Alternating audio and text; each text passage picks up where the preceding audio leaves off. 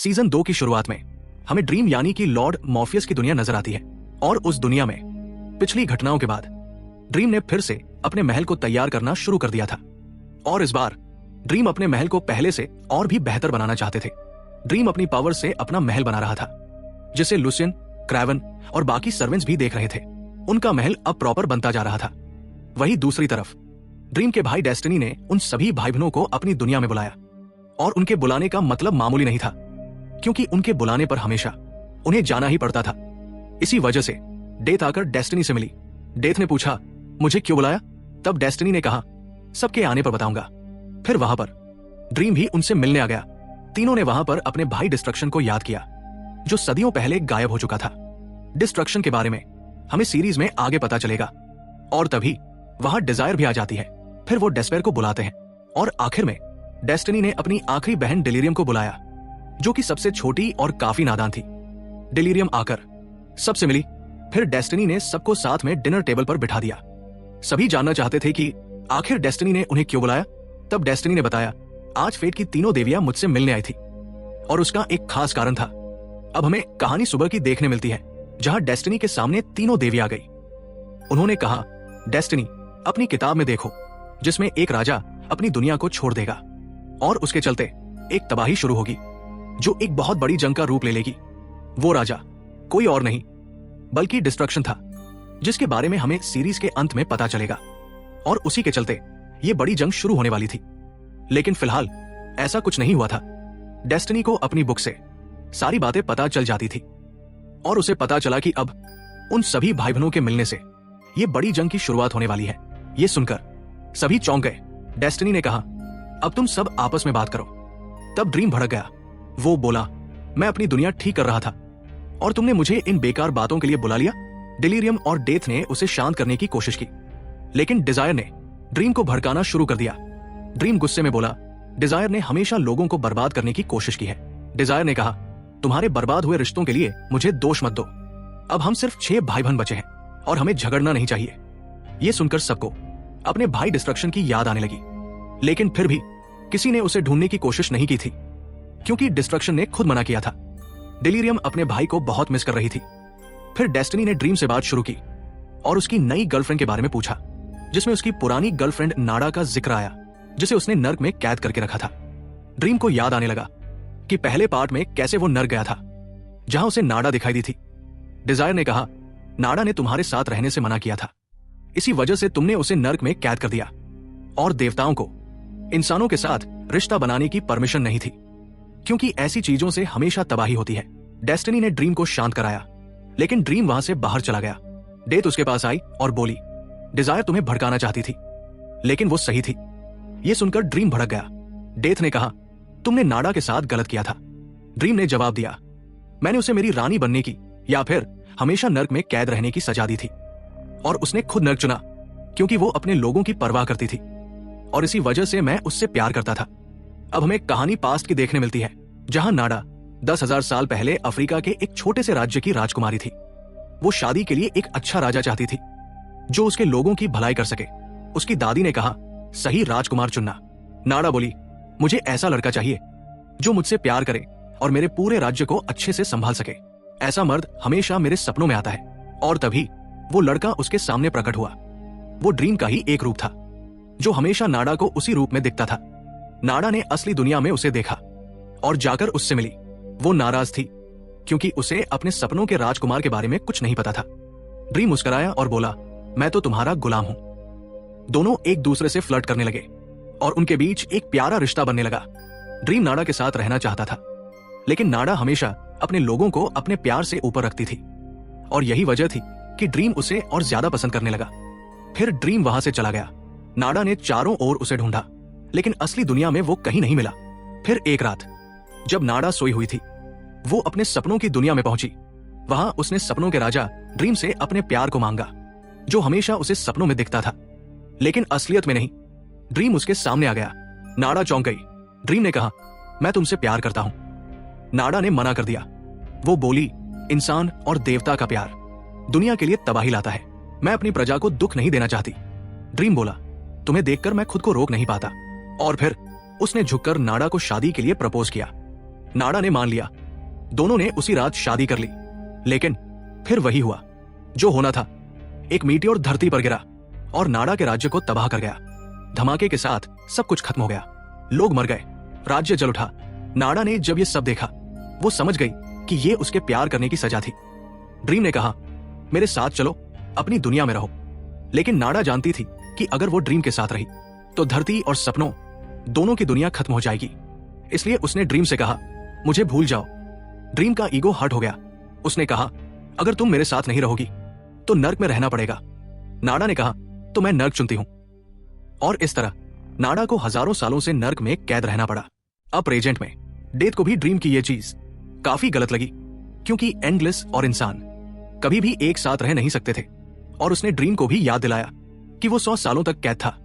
लेकिन नाडा को उसने 10,000 सालों से नर्क में कैद रखा है, और वो भी सिर्फ इसलिए क्योंकि उसने अपनी प्रजा को चुना था, जबकि ड्रीम भी खुद यही करता था। सदियों के बाद ड्रीम को अपनी यह गलती बहुत बड़ी महसूस हुई और उसने नर्क में जाकर नाडा को आजाद करने का डिसीजन लिया। तब डेथ ने मना किया, क्योंकि उसने ये करने के लिए नहीं कहा था। लेकिन ड्रीम ने तब तक अपनी गलती को सुधारने का फैसला कर लिया था। और फिर ड्रीम वहां से नाडा को बचाने के लिए निकल जाता है। तब डेथ आकर अपने सभी भाई बहनों को बताती है कि ड्रीम नर्क चला गया है। डिजायर ये सुनकर काफी खुश था, और वो सभी भाई बहन अब पहले से भी कम मिलते थे। तब डेस्टिनी ने बताया, जंग की शुरुआत ड्रीम के नर्क जाने से होने वाली थी, और अब ये शुरू हो चुकी है, तो तुम लोग यहां से जा सकते हो। दूसरी तरफ ड्रीम अपने सर्वेंट्स को बताता है कि वो नर्क में फिर से जाने वाला है, जैसा वो पहले भी गया था। और उस बार हुई गड़बड़ के चलते इस बार और भी ज्यादा बात बिगड़ सकती है। अगर ऐसा कुछ हुआ तो ड्रीम की दुनिया को उन्हें ही संभालना होगा। तब लुसियन ने मना कर दिया। एक लड़की को बचाने के लिए पूरे सपनों की दुनिया पर दाव लगाना गलत है। ड्रीम कहता है, मैं अपनी गलती सुधारने के लिए सब कुछ कर सकता हूं, और इसी वजह से मैं फिर से लूसीफर के पास जाने वाला हूं। दूसरी तरफ कैन को ड्रीम ने लूसीफर के पास उसके आने का संदेशा देने के लिए भेजा था। तब मैजिकिन ने उसे पकड़ लिया और लूसीफर खुद आकर कैन से मिली। कैन ने बताया, ड्रीम बहुत जल्द तुम्हारी दुनिया में आने वाला है। वो अपनी पत्नी नाडा को यहां से लेकर जाना चाहता है। तुम्हें उसकी मदद करनी होगी, वरना यहां पर जंग हो सकती है।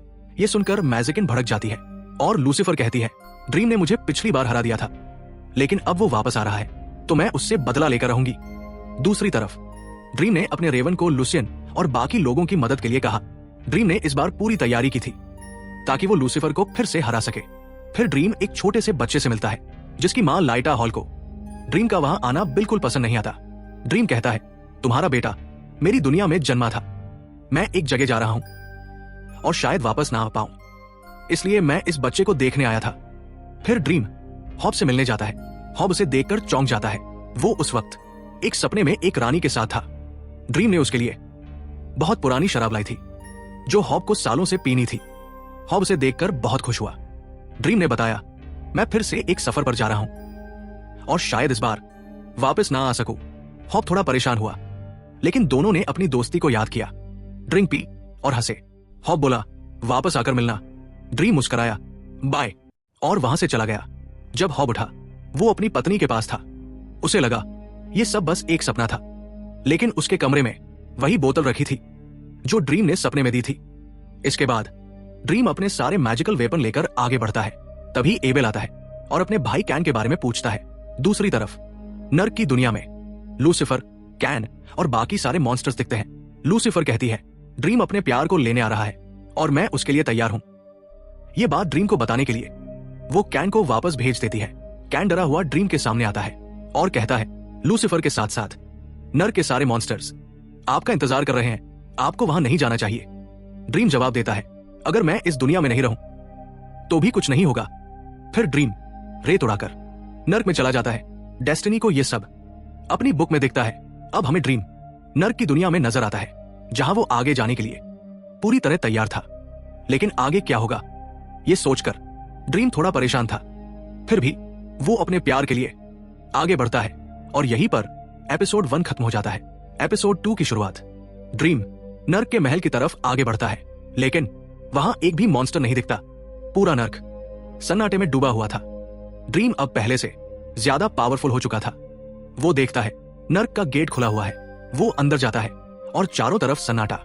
ड्रीम अब जंग के लिए तैयार था, लेकिन तभी पीछे से लूसीफर आती है और गेट पर उसे रोक लेती है। ड्रीम ने पूछा, नाड़ा कहाँ है? लूसीफर मुस्कुराई और बोली, क्या तुम मुझसे डर रहे हो? ड्रीम, मैं अपनी जुबान देती हूं, नर्क की दुनिया में तुम्हें कुछ नहीं होगा। ड्रीम ने अपना हेलमेट उतारा और शांत हुआ। फिर उसने नाड़ा के बारे में फिर से पूछा। लूसीफर बोली, यहां के सारे मॉन्स्टर्स, इंसान और जीव अब आजाद है। मैं नर्क पर राज करके थक चुकी हूं। मैं अब रिटायर हो रही हूं। किसी बीच पर जाकर शांति से रहना चाहती हूं। मैंने यहां 10 अरब सालों तक राज किया है और अब मैं तुम्हारी तरह काफी बदल चुकी हूं। थक चुकी हूं ड्रीम, और अब मुझे निकलना है। तुम्हें मेरी मदद करनी होगी। ड्रीम बोला, मुझे कैद कर लिया गया था।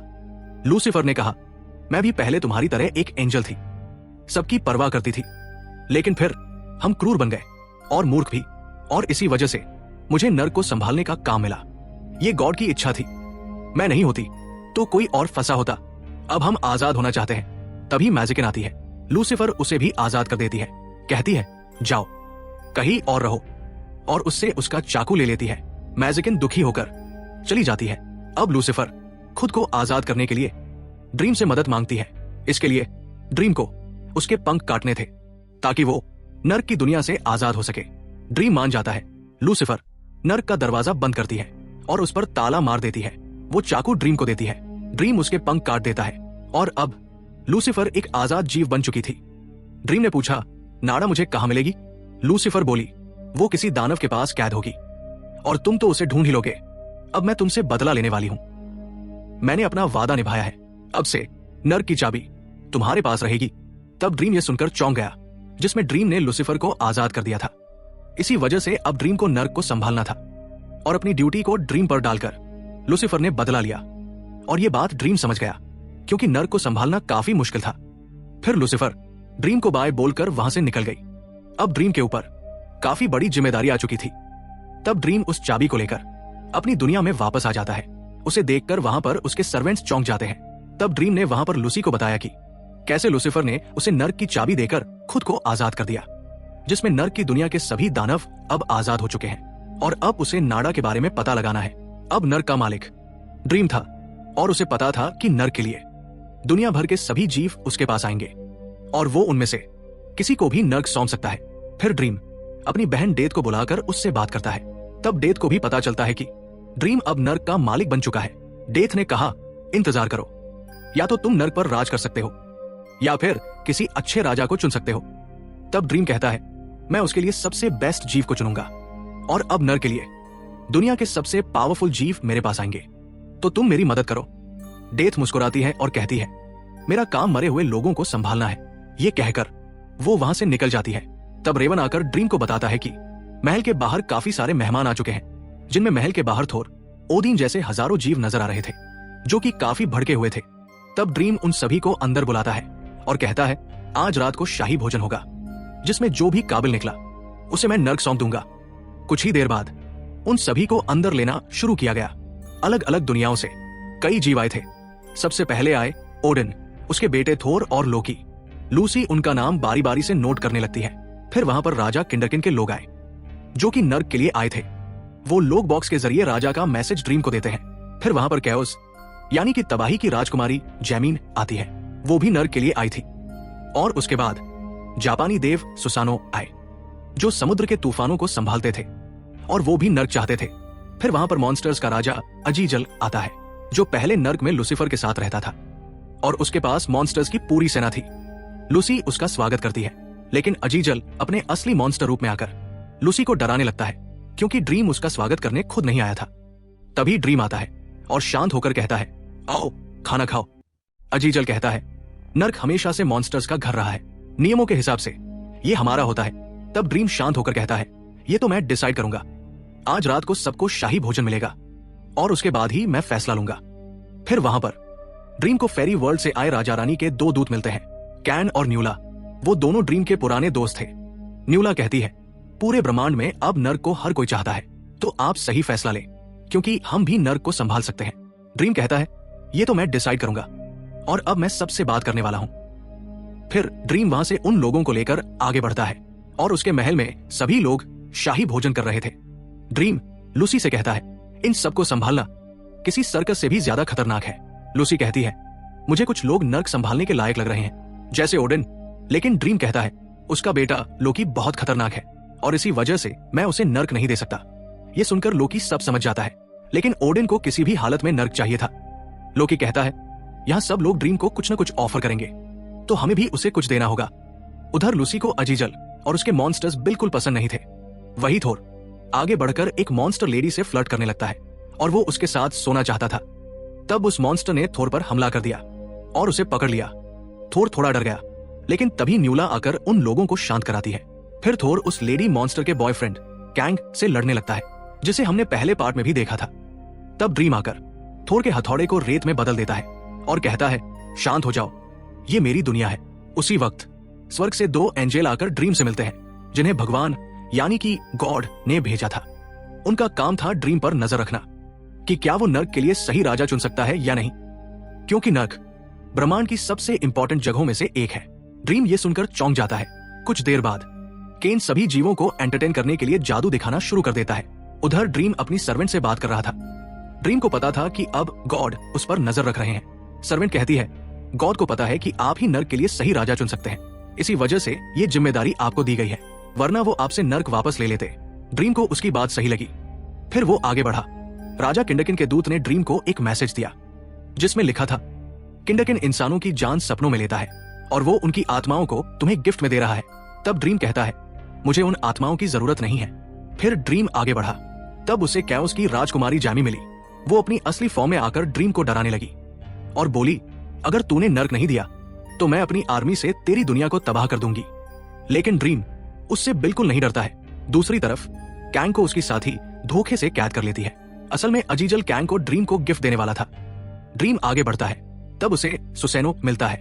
ड्रीम जानता था कि वो भी उसे कुछ ऑफर करेगा।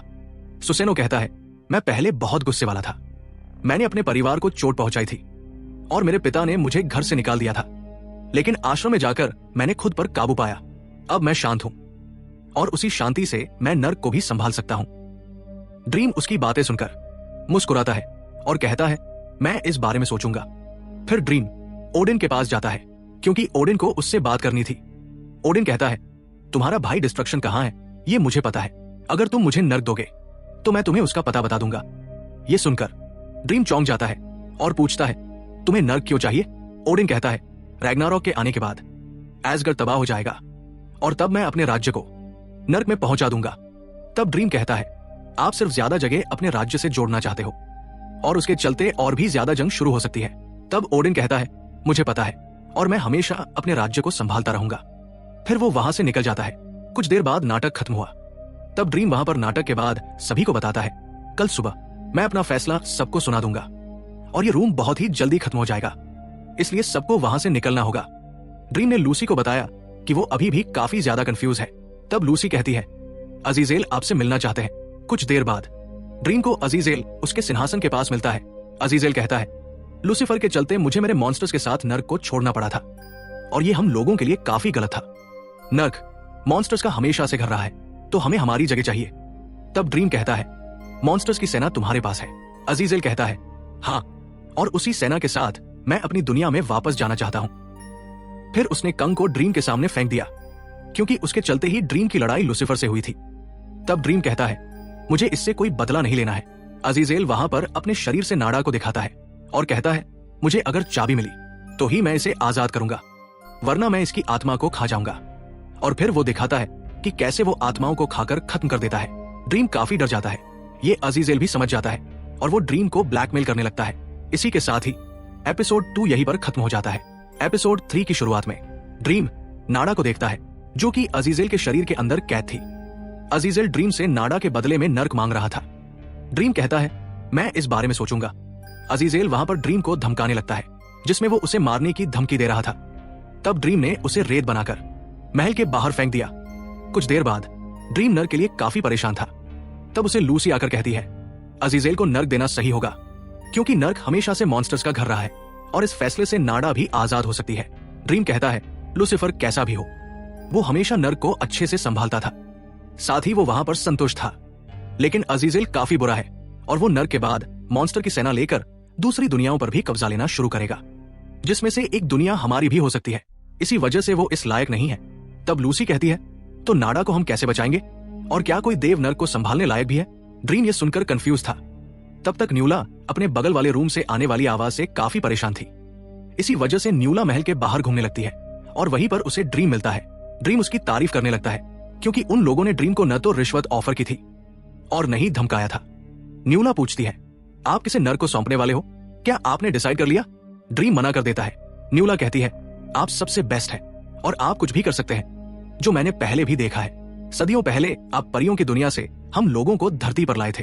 तब मैं भी वहां पर थी, लेकिन आप काफी बिजी थे, इसलिए आपने मुझे नोटिस नहीं किया था। आप पहले हमारे देश में काफी बार आते थे, लेकिन फिर आपकी दुश्मनी हमारी रानी से हो गई, जिसके चलते आपने वहां पर आना बंद कर दिया था। लेकिन अब हमारे रिश्ते काफी सुधर चुके हैं और ये आप ही के चलते हुआ। फिर कहानी पास में चली जाती है, जिसमें हम ड्रीम को विलियम शेक्सपियर के साथ देखते हैं, जिसे हमने सीजन 1 में देखा था। ड्रीम ने ही विलियम को उसके वर्ल्ड फेमस प्ले लिखने के लिए इंस्पायर किया था। ड्रीम अपने कुछ खास मेहमानों के लिए विलियम से एक खास प्ले तैयार करवाकर उन्हें दिखाने वाला था। विलियम ने उसके मेहमानों के बारे में पूछा।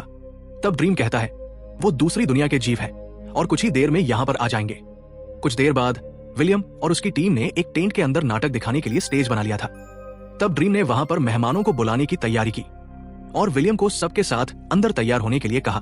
उसके बाद ड्रीम ने अपने पावर से फेरी वर्ल्ड यानी कि परियों की दुनिया का पोर्टल खोल दिया। वहां से राजा, रानी और उनके खास लोग नाटक देखने के लिए आए थे। वो लोग आकर ड्रीम से मिले और ड्रीम उन सभी के लिए खास प्ले विलियम से तैयार करवा रहा था। राजा रानी का खास आदमी रॉबिन बटापक ड्रीम का ऐसे दूसरी दुनिया में बुलाना पसंद नहीं करता था, लेकिन ड्रीम को उससे कोई फर्क नहीं पड़ता। उन लोगों के साथ कैन और न्यूला भी थे, लेकिन ड्रीम सिर्फ राजा रानी से बात कर रहा था। कुछ देर बाद विलियम अपनी टीम के साथ सभी लोगों को उनका प्ले दिखाने लगा, जो अलग अलग स्वर्ग के देवों के ऊपर बनाया गया था। साथ ही उस प्ले में एक कैरेक्टर रॉबिन हुड का था।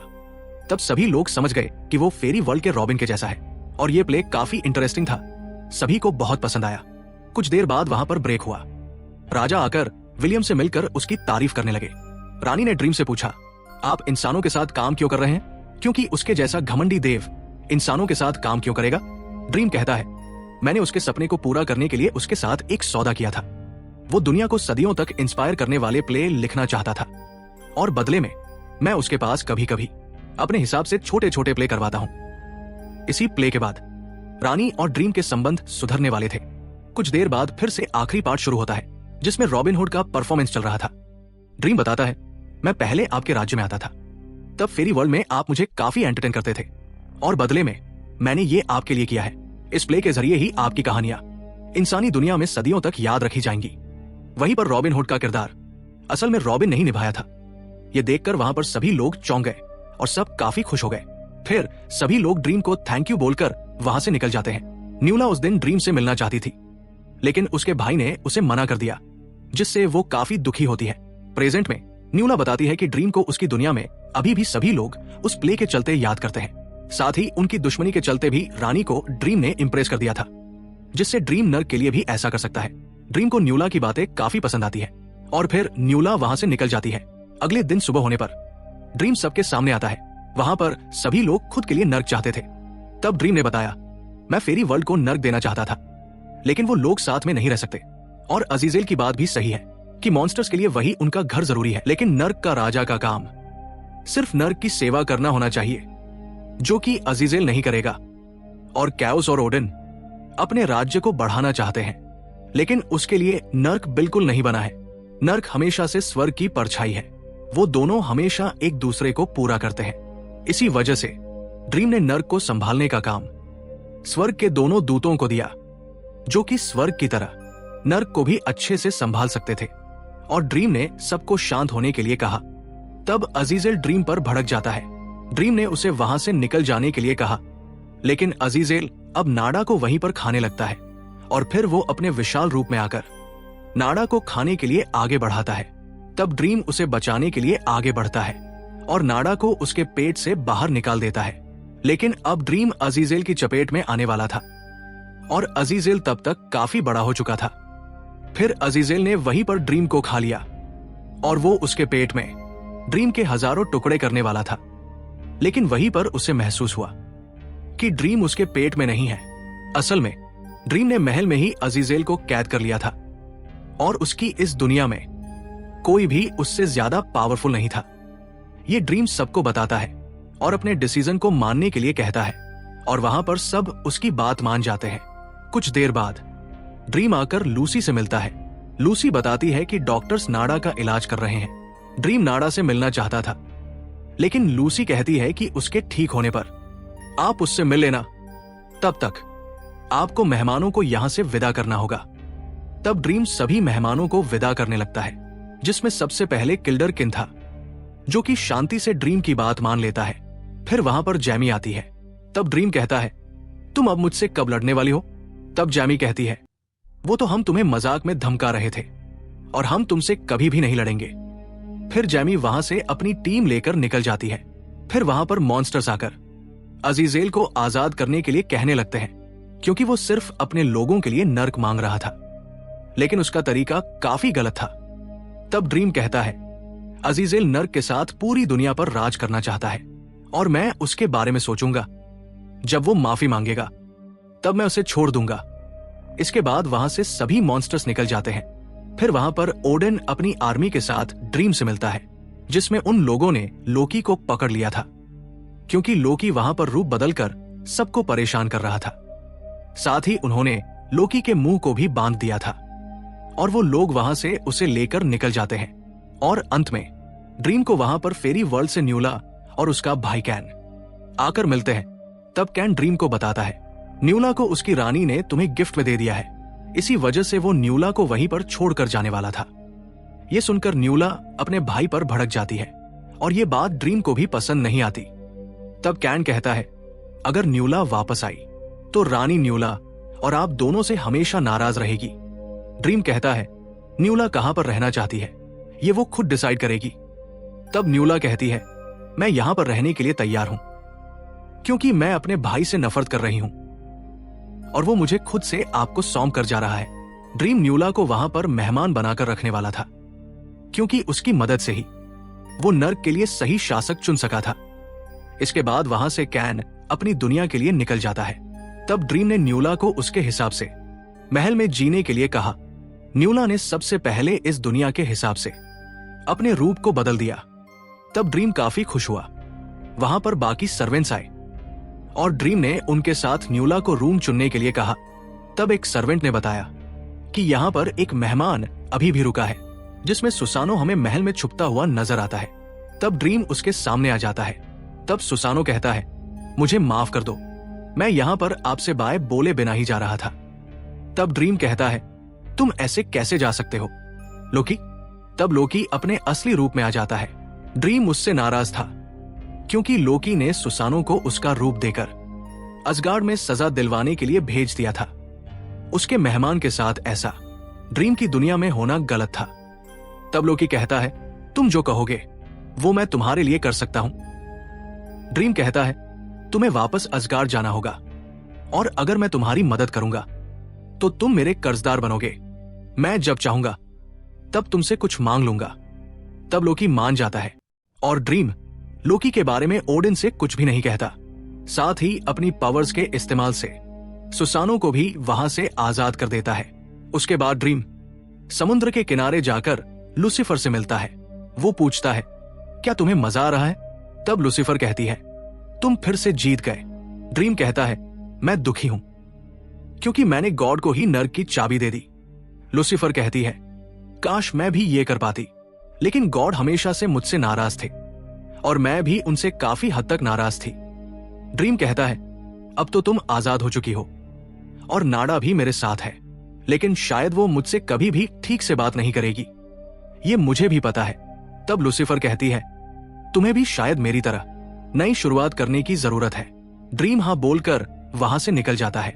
वहां से ड्रीम वापस आकर लूसी से मिलता है। लूसी कहती है, नाडा ठीक होकर तैयार हो रही है।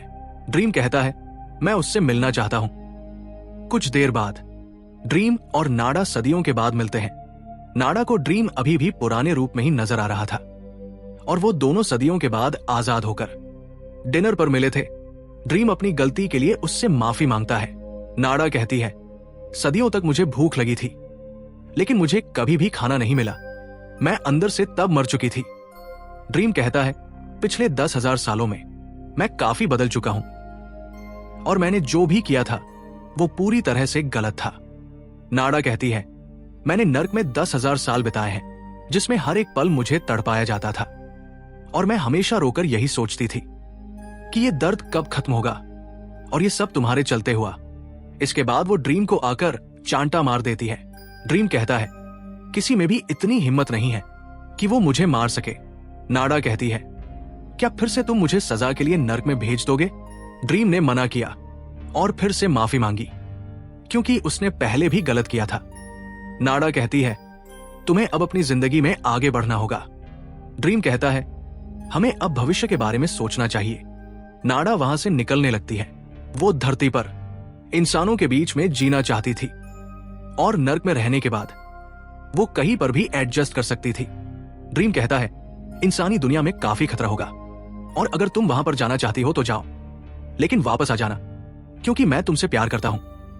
नाडा कहती है, आपको सिर्फ लगता है कि आप मुझसे प्यार करते हो, वरना आप मुझे नर्क कभी नहीं भेजते और शायद अब देवों को प्यार करने के लिए बनाया ही नहीं गया। ड्रीम कहता है, अब मैं पहले से काफी बदल चुका हूं। तब नाडा कहती है कि आपको उस चीज से प्यार हुआ है जो कि आपको कभी भी नहीं मिलेगी और वो प्यार नहीं बल्कि डिजायर है। तब ड्रीम डिजायर सुनकर चौंक गया और उसे फील हुआ कि वो अपनी बहन के जाल में फंस चुका है। तब नाडा कहती है कि मैं आपसे प्यार नहीं करती और वो ड्रीम को बाय बोलकर धरती पर हमेशा के लिए चली जाती है। अब ड्रीम का दिल टूट जाता है और यहाँ एपिसोड 3 यहीं पर खत्म हो जाता है। एपिसोड 4 की शुरुआत में ड्रीम अपने महल में घूम रहा था। उसके मूड के चलते उसकी दुनिया में भी बारिश हो रही थी। तब लूसी ड्रीम को शांत होने के लिए कहती है, लेकिन ड्रीम नाडा के इंसानी दुनिया में हमेशा के लिए चले जाने के चलते काफी दुखी था और उसने नाडा को अब भूल जाने का डिसाइड किया। लेकिन क्या सब नाडा को भूलने देंगे? फिर ड्रीम ने पूछा, क्या मैं प्यार के काबिल नहीं हूं? क्योंकि ऐसा नाडा ने कहा था। तब लूसी कहती है, मुझे नहीं पता। वहीं पर रेवन आकर कहता है कि ड्रैगन ने नीचे किसी को पकड़ लिया है। तब ड्रीम नीचे जाता है और देखता है कि वहां पर ड्रैगन ने उसकी बहन डिलीरियम को पकड़ा था। तब ड्रीम के कहने पर ड्रैगन ने डिलीरियम से माफी मांगी और डिलीरियम ने भी उसे माफ कर दिया। फिर डिलीरियम ड्रीम के सर्वेंट से मिलती है और ड्रीम उससे पूछता है कि तुम यहाँ किस लिए आए हो? तब डिलीरियम कहती है कि मैं तुमसे एक खास चीज के लिए मिलने आई हूं। तब ड्रीम उसे डिनर टेबल पर बैठने को कहता है। वहां पर डिलीरियम को पता था कि बारिश हुई है, यानी कि ड्रीम का मूड खराब था और वो उसकी मदद अपने भाई डिस्ट्रक्शन को ढूंढने में चाहती थी क्योंकि उसका भाई अचानक से कहीं चला गया था और उसके गायब होने के बाद सभी भाई बहन झगड़ने लगे थे। लेकिन जब वो था तब सब कुछ अच्छे से चल रहा था और वो आखिरी बार उसके जाने से पहले उससे मिल भी नहीं पाई थी और तब से दुनिया में अब तबाही होने वाली है। तब ड्रीम कहता है कि ये तो उसे खुद समझना चाहिए था, वो खुद हमें छोड़ कर गया था। उसने खुद की दुनिया को भी छोड़ दिया और अपनी जिम्मेदारियों से भी मुंह मोड़ लिया था। इसी वजह से उसे कभी माफ नहीं किया जा सकता। तब डिलीरियम कहती है कि उसके पास कोई कारण होगा और हमें वो जानकर उसे वापस लाना होगा। उसके लिए तुम प्लीज मेरे साथ चलो क्योंकि बाकी भाई बहनों ने मेरा साथ देने से मना कर दिया है। तब ड्रीम ये सुनकर चौंक जाता है। किसी को भी भरोसा नहीं था कि ड्रीम भी डिलीरियम की बात मानेगा। फिर ड्रीम अपने महल से डिजायर से बात करता है। डिजायर ने उससे बात करने का कारण पूछा। तब ड्रीम ने अपने भाई को ढूंढने के बारे में पूछा, साथ ही नाडा के साथ भी होने वाली चीजों के बारे में। तब डिजायर कहती है कि नाडा के साथ जो भी हुआ उसमें मेरा कोई हाथ नहीं था। तब ड्रीम डिलीरियम के बारे में पूछता है जो कि डिस्ट्रक्शन को ढूंढना चाहती थी। उसके जाने के बाद ही सब भाई बहन झगड़ने लगे थे और वो काफी अच्छा भी था। तब डिजायर कहती है कि डिलीरियम संकी है और वो चाहती है कि तुम हमारे भाई को ढूंढने के लिए धरती पर जाओ, लेकिन तुम्हें नहीं जाना चाहिए। तब ड्रीम धरती का नाम सुनकर सोच में पड़ जाता है। फिर वो डिलीरियम से मिलकर बताता है कि डिजायर उस पर भरोसा नहीं करती, लेकिन वो उसके साथ उसके भाई को ढूंढने के लिए धरती पर आएगा। तब डिलीरियम ये सुनकर खुश होती है। उसने ड्रीम को डिस्ट्रक्शन के 3 खास दोस्तों के नाम दिए जो कि धरती पर थे। फिर ड्रीम ने लूसी को बताया कि वो धरती पर जाने वाला है। तब लूसी को ये सही नहीं लगा, लेकिन ड्रीम अपने भाई के लिए जाना चाहता था। पर लूसी समझ जाती है कि ड्रीम उसके भाई के लिए नहीं बल्कि नाडा के लिए धरती पर जाना चाहता है। ड्रीम लूसी को इसके बारे में किसी को भी बताने से मना कर देता है और फिर वो डिलीरियम के साथ वहां से निकल जाता है। वहीं दूसरी तरफ हमें डिस्ट्रक्शन नजर आता है जो कि एक घर में रहकर पेंटिंग बना रहा था। उसका कुत्ता उसकी पेंटिंग की तारीफ करता है। डिस्ट्रक्शन अब सदियों से आजाद होकर अकेला उसी कुत्ते के साथ उस आइलैंड पर जी रहा था। वहीं पर उसके रूम से आवाज आने लगी। तब वो अंदर जाकर एक यंत्र को देखता है जो कि उसने खास बनाकर रखा था। उस यंत्र से अगर कोई उसे ढूंढना चाहता था तो उसे पता चल जाता था। दूसरी तरफ ड्रीम ने डिलीरियम को धरती पर आकर फेरल नाम के एक आदमी के बारे में बताया, जो कि पहले देवता था लेकिन अब धरती पर हजारों सालों से जी रहा था। वो ड्रीम का अच्छा दोस्त भी था और इसी वजह से वो ड्रीम को हमेशा चीजें पहुंचाया करता था। वहीं पर ड्रीम को नाडा जैसी एक लड़की दिखती है। तब ड्रीम उसके पास जाता है, लेकिन वो लड़की नाडा नहीं बल्कि कोई और थी। तब ड्रीम माफी मांगकर डिलीरियम के साथ आगे बढ़ता है। उन दोनों ने फेरल के पास उनके लिए एक कार मांगी थी, जो उन्हें वांडा नाम की ड्राइवर के साथ मिली। वो दोनों की असिस्टेंट बनकर कार में उन्हें घुमाने वाली थी। तब डिलीरियम को कार काफी ज्यादा पसंद आई। फिर वो तीनों वहां से निकलते हैं। अब उन्हें डिस्ट्रक्शन के पहले दोस्त सैम से मिलना था, जो कि सदियों से जिंदा धरती पर रह रहा था। फिर हमें सैम नजर आता है, जो फोन पर बात करते हुए आगे बढ़ रहा था और वहीं पर कंस्ट्रक्शन के पत्थर उसके ऊपर गिर जाते हैं, जिससे वो मर जाता है। तब उसकी आत्मा से आकर डेथ मिलती है। सैम काफी परेशान था क्योंकि वो हजारों सालों से जिंदा था और ऐसे छोटे से एक्सीडेंट में मारा गया। तब डेथ उसे समझाने लगी कि उसका धरती पर वक्त पूरा हो चुका है। फिर कैमरा धीरे धीरे जूम आउट होता है और हमें पत्थरों के बीच में सैम की लाश नजर आती है। कुछ देर बाद ड्रीम और डिलीरियम सैम के घर पर जाते हैं। तब उसके बेटे ने बताया कि वो मर चुका है और ये सुनकर दोनों चौंक जाते हैं। वहां पर ड्रीम को ये चीज अजीब लगी, क्योंकि हजारों सालों से जीने वाला आदमी ठीक उसी वक्त मरा जब वो उसे ढूंढने आए। उसे लगा कि ये काम किसी ने किया होगा। तब डिलीरियम कहती है कि ये संयोग है। और फिर दोनों भाई बहन डिलीरियम के दूसरे दोस्त से मिलने जाने वाले थे, जो कि डेनी नाम की एक डांसर थी, और वांडा उन्हें उसके क्लब में लेकर जाने लगी। लेकिन उसे काफी भूख लगी थी, इसी वजह से तीनों वहां से एक रेस्टोरेंट में आकर खाने लगते हैं। वांडा को उन दोनों भाई बहनों की जोड़ी काफी पसंद आती है। तब दोनों ने वांडा के परिवार के बारे में पूछा। तब वांडा कहती है, मेरा भी एक भाई था और माता पिता थे। मैं पहले एक लड़का थी, लेकिन 15 साल की उम्र में मेरे हार्मोन के चलते मैंने लड़की बनना चुना और ऑपरेशन करवा लिया। इसी वजह से मेरे परिवार ने मुझे छोड़ दिया। ये सुनकर ड्रीम और डिलीरियम को काफी बुरा फील हुआ। वांडा कहती है कि वो अब भी अपने परिवार के साथ रहना चाहती है, भले ही उन्होंने उसे छोड़ दिया हो। तब ड्रीम और डिलीरियम को फील हुआ कि डिस्ट्रक्शन भी शायद वापस अपने परिवार से मिलना चाहता होगा। फिर वहां से तीनों निकलते हैं। ड्रीम बताता है कि डेनी असल में संभोग की देवी है। फिर वो तीनों एक क्लब में आते हैं जहां काफी सारी लड़कियां नाच रही थी और उनके बीच में हमें डेनी नजर आती है, जो एकदम राखी सावंत जैसी लग रही थी। वहां पर जैसे ही डेनी ड्रीम को देखती है, वो तुरंत उसे पहचान जाती है। फिर वो दोनों अंदर मेकअप रूम में जाकर मिलते हैं, जिसमें वो दोनों हजारों साल पहले भी मिले थे। उस वक्त डिस्ट्रक्शन और डेनी दोनों का आपस में चक्कर था। तब ड्रीम ने उनका रिश्ता तोड़वाया था, क्योंकि ड्रीम को प्यार पर भरोसा नहीं था। ड्रीम कहता है, मैं डिस्ट्रक्शन के गायब होने से उसे ढूंढ रहा हूं। तब डेनी कहती है, मुझे नहीं पता कि वो कहां पर मिलेगा। ड्रीम कहता है, तुम खतरे में हो सकती हो, क्योंकि मेरे भाई को जानने वाले एक आदमी के पास हम गए थे, वो मर गया, और अब तुम दूसरी हो जिसके पास हम आए हैं। डेनी मुस्कुराती है और कहती है, अच्छी बात है, क्योंकि मैं भी आजाद होना चाहती हूँ और इससे अच्छा मौका मुझे कभी भी नहीं मिलेगा। ड्रीम कहता है, मैं तुम्हें कुछ नहीं करने वाला। डेनी जवाब देती है, आज तक किसी भी इंसान ने मेरा असली डांस नहीं देखा है और मैंने तुम्हारे भाई से सच्चा प्यार किया था। आज रात अगर मुझे मरना है तो मैं देवी बनकर ही मरूंगी। फिर वो वहां से बाहर निकल जाती है। तब एक कैंडल के चलते उस रूम में आग लगने लगती है। फिर ड्रीम बाहर आकर डेलरियम और वांडा के साथ वहां से निकल रहा था। तभी वहां पर डेनी सबके सामने आती है और वो गाते हुए नाचने लगती है। उसका डांस देखकर सभी इंसान मंत्रमुग्ध हो जाते हैं और ये चीज वहां पर ड्रीम ने भी देखी। डेलरियम और वांडा भी डेनी का डांस देखकर उसे एंजॉय कर रहे थे और तभी बार में आग लग जाती है। वहां पर गैस भी लीक हो रही थी और इसी के चलते बार में एक बहुत बड़ा धमाका होता है। उस धमाके में डेलरियम और ड्रीम देव होने के कारण बच जाते हैं, लेकिन उस धमाके में वांडा नहीं बच पाती। तब डेलरियम और ड्रीम समझ जाते हैं कि वो लोग डिस्ट्रक्शन के लिए जिसके भी पास जा रहे हैं, वो सदियों से जिंदा रहकर भी मरता जा रहा है और अब वो लोग अपने भाई को नहीं ढूंढने वाले थे। तभी वहां पर डिजायर आती है और डेनी असल में उसके लिए काम करती थी, जो लोगों को उसकी डिजायर देती थी। डिजायर को अब लोगों का मरना ड्रीम और डेलरियम की गलती लगती है। डेलरियम कहती है, ये ड्रीम की नहीं बल्कि मेरी गलती है, क्योंकि मैं हमारे भाई डिस्ट्रक्शन को ढूंढ रही थी। तब डिजायर कहती है, ड्रीम हमारे भाई को ढूंढने के लिए नहीं आया था, बल्कि वो नाडा के लिए आया था। डेलरियम ये सुनकर भड़क जाती है, क्योंकि ड्रीम उसे बेवकूफ समझ रहा था। ड्रीम कहता है, ऐसा नहीं है, हम लोग परिवार हैं। डेलरियम कहती है, हम सभी भाई बहन एक दूसरे पर अभी भी भरोसा नहीं करते और शायद इसी वजह से डिस्ट्रक्शन ने हम सभी को छोड़ दिया था। इसके बाद डेलरियम अपनी दुनिया में चली जाती है। तब ड्रीम डिजायर पर भड़क जाता है। डिजायर कहती है, तुम्हारे चलते काफी सारे लोग मारे गए हैं और तुम्हें उनके लिए कुछ करना होगा, जिससे ड्रीम काफी दुखी होता है और यहाँ एपिसोड 4 खत्म हो जाता है। एपिसोड 5 की शुरुआत। ड्रीम वापस अपनी दुनिया में आता है और लूसी से मिलता है। लूसी पूछती है, क्या आपका काम हो गया और आपको आपका भाई मिला?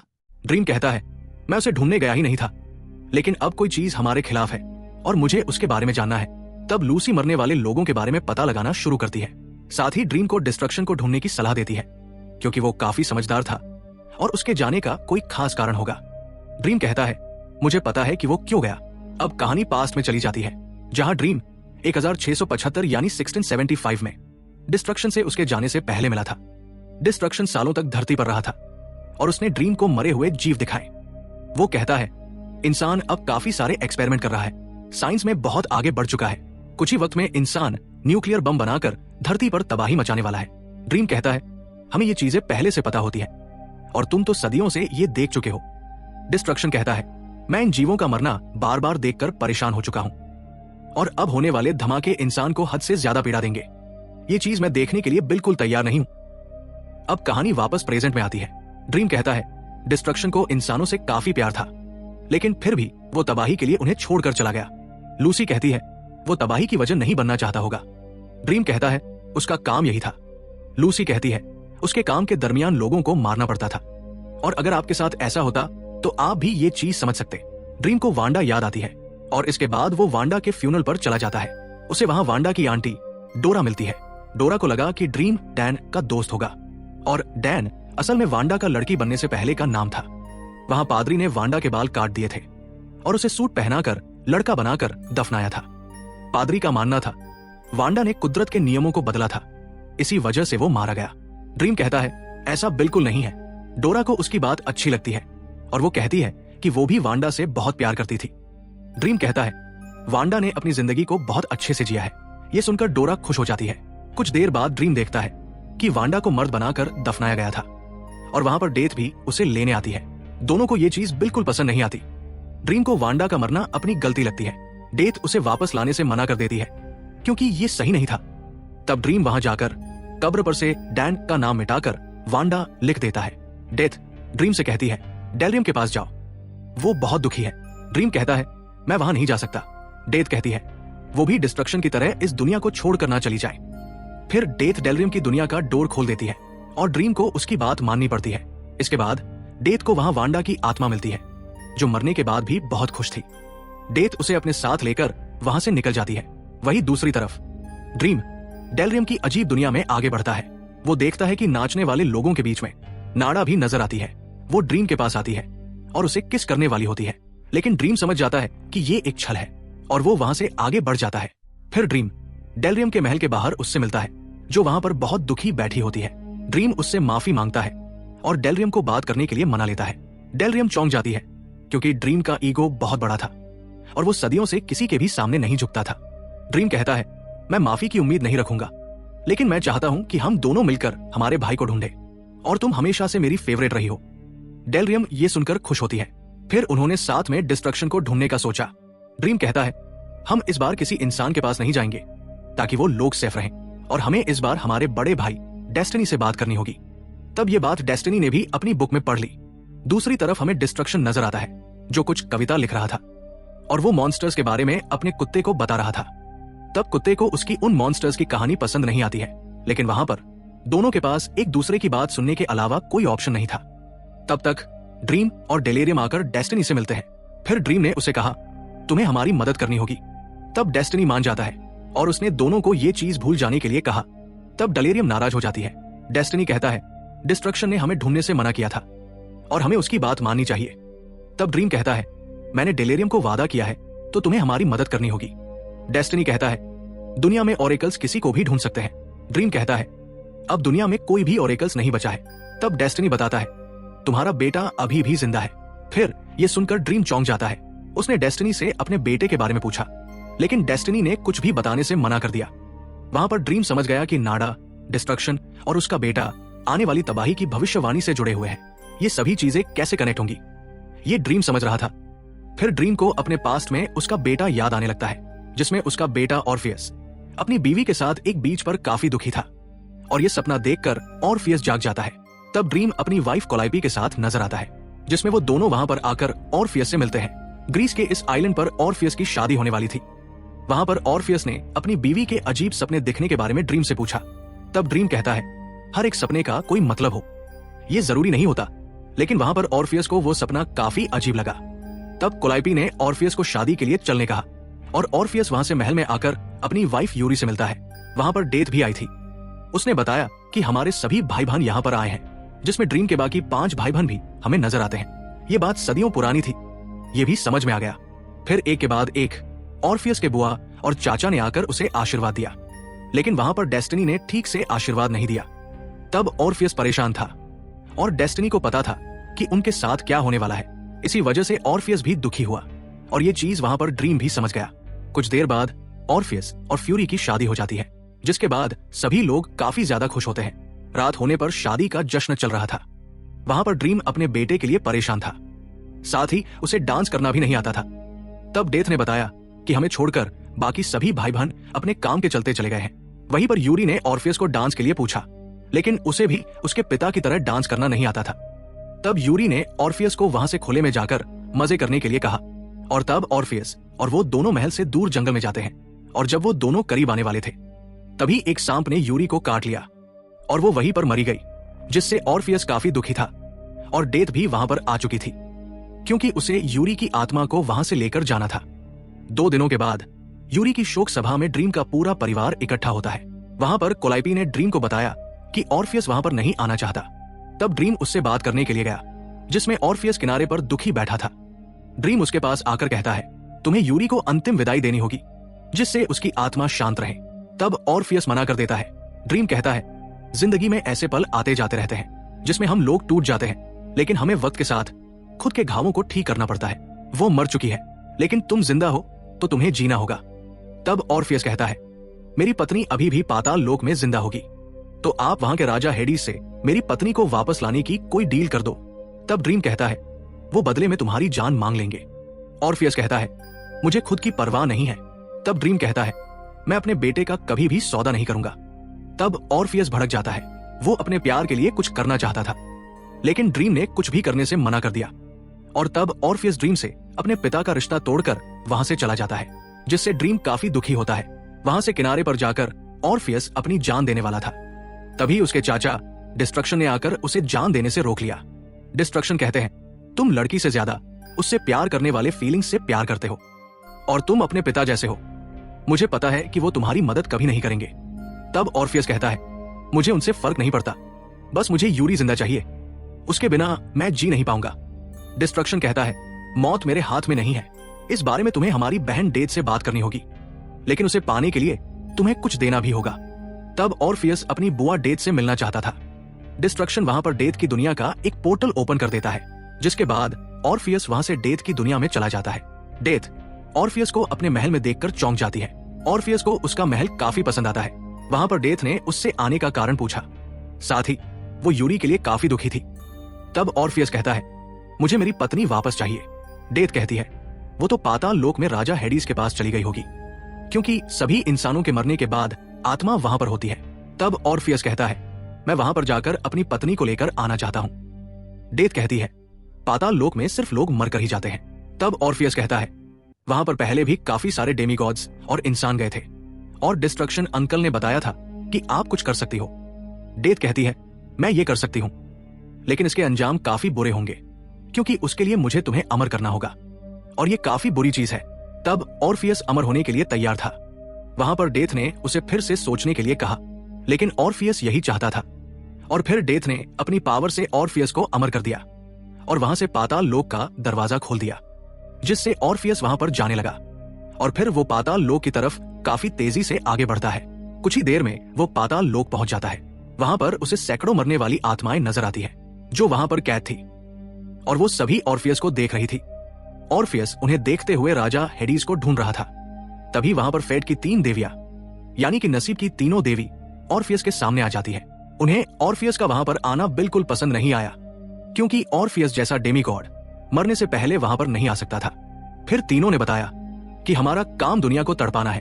तब ऑर्फियस कहता है कि मैं यहाँ पर राजा हेडीस से मिलने आया हूं। तब वहां पर राजा हेड्स उसकी पत्नी के साथ ऑर्फियस के सामने आ जाते हैं और उन्हें पता था कि ऑर्फियस वहां पर क्यों आया है। ऑर्फियस असल में गानों का देवता था, इसी वजह से उन्होंने ऑर्फियस को गाने के लिए कहा। तब वहीं पर ऑर्फियस ने अपने प्यार के लिए गाना शुरू किया उसके प्यार के संगीत को सुनकर वहां पर सभी देव देवियां मंत्रमुग्ध हो गए और सभी आत्माएं इस दर्द से भरे हुए पाताल लोक में भी संतुष्ट हो गई। साथ ही फेट की तीनों देवियां भी वहां पर रोने लगती है, जिससे हेडिस काफी इंप्रेस हुआ और ऑर्फियस ने उसकी पत्नी को मांगा ताकि उसका प्यार पूरा हो सके। तब हेड्स कहता है कि तुम्हें प्यार के बारे में कुछ नहीं पता, और तब ऑर्फियस ने अपने प्यार को साबित करने के लिए एक मौका मांगा।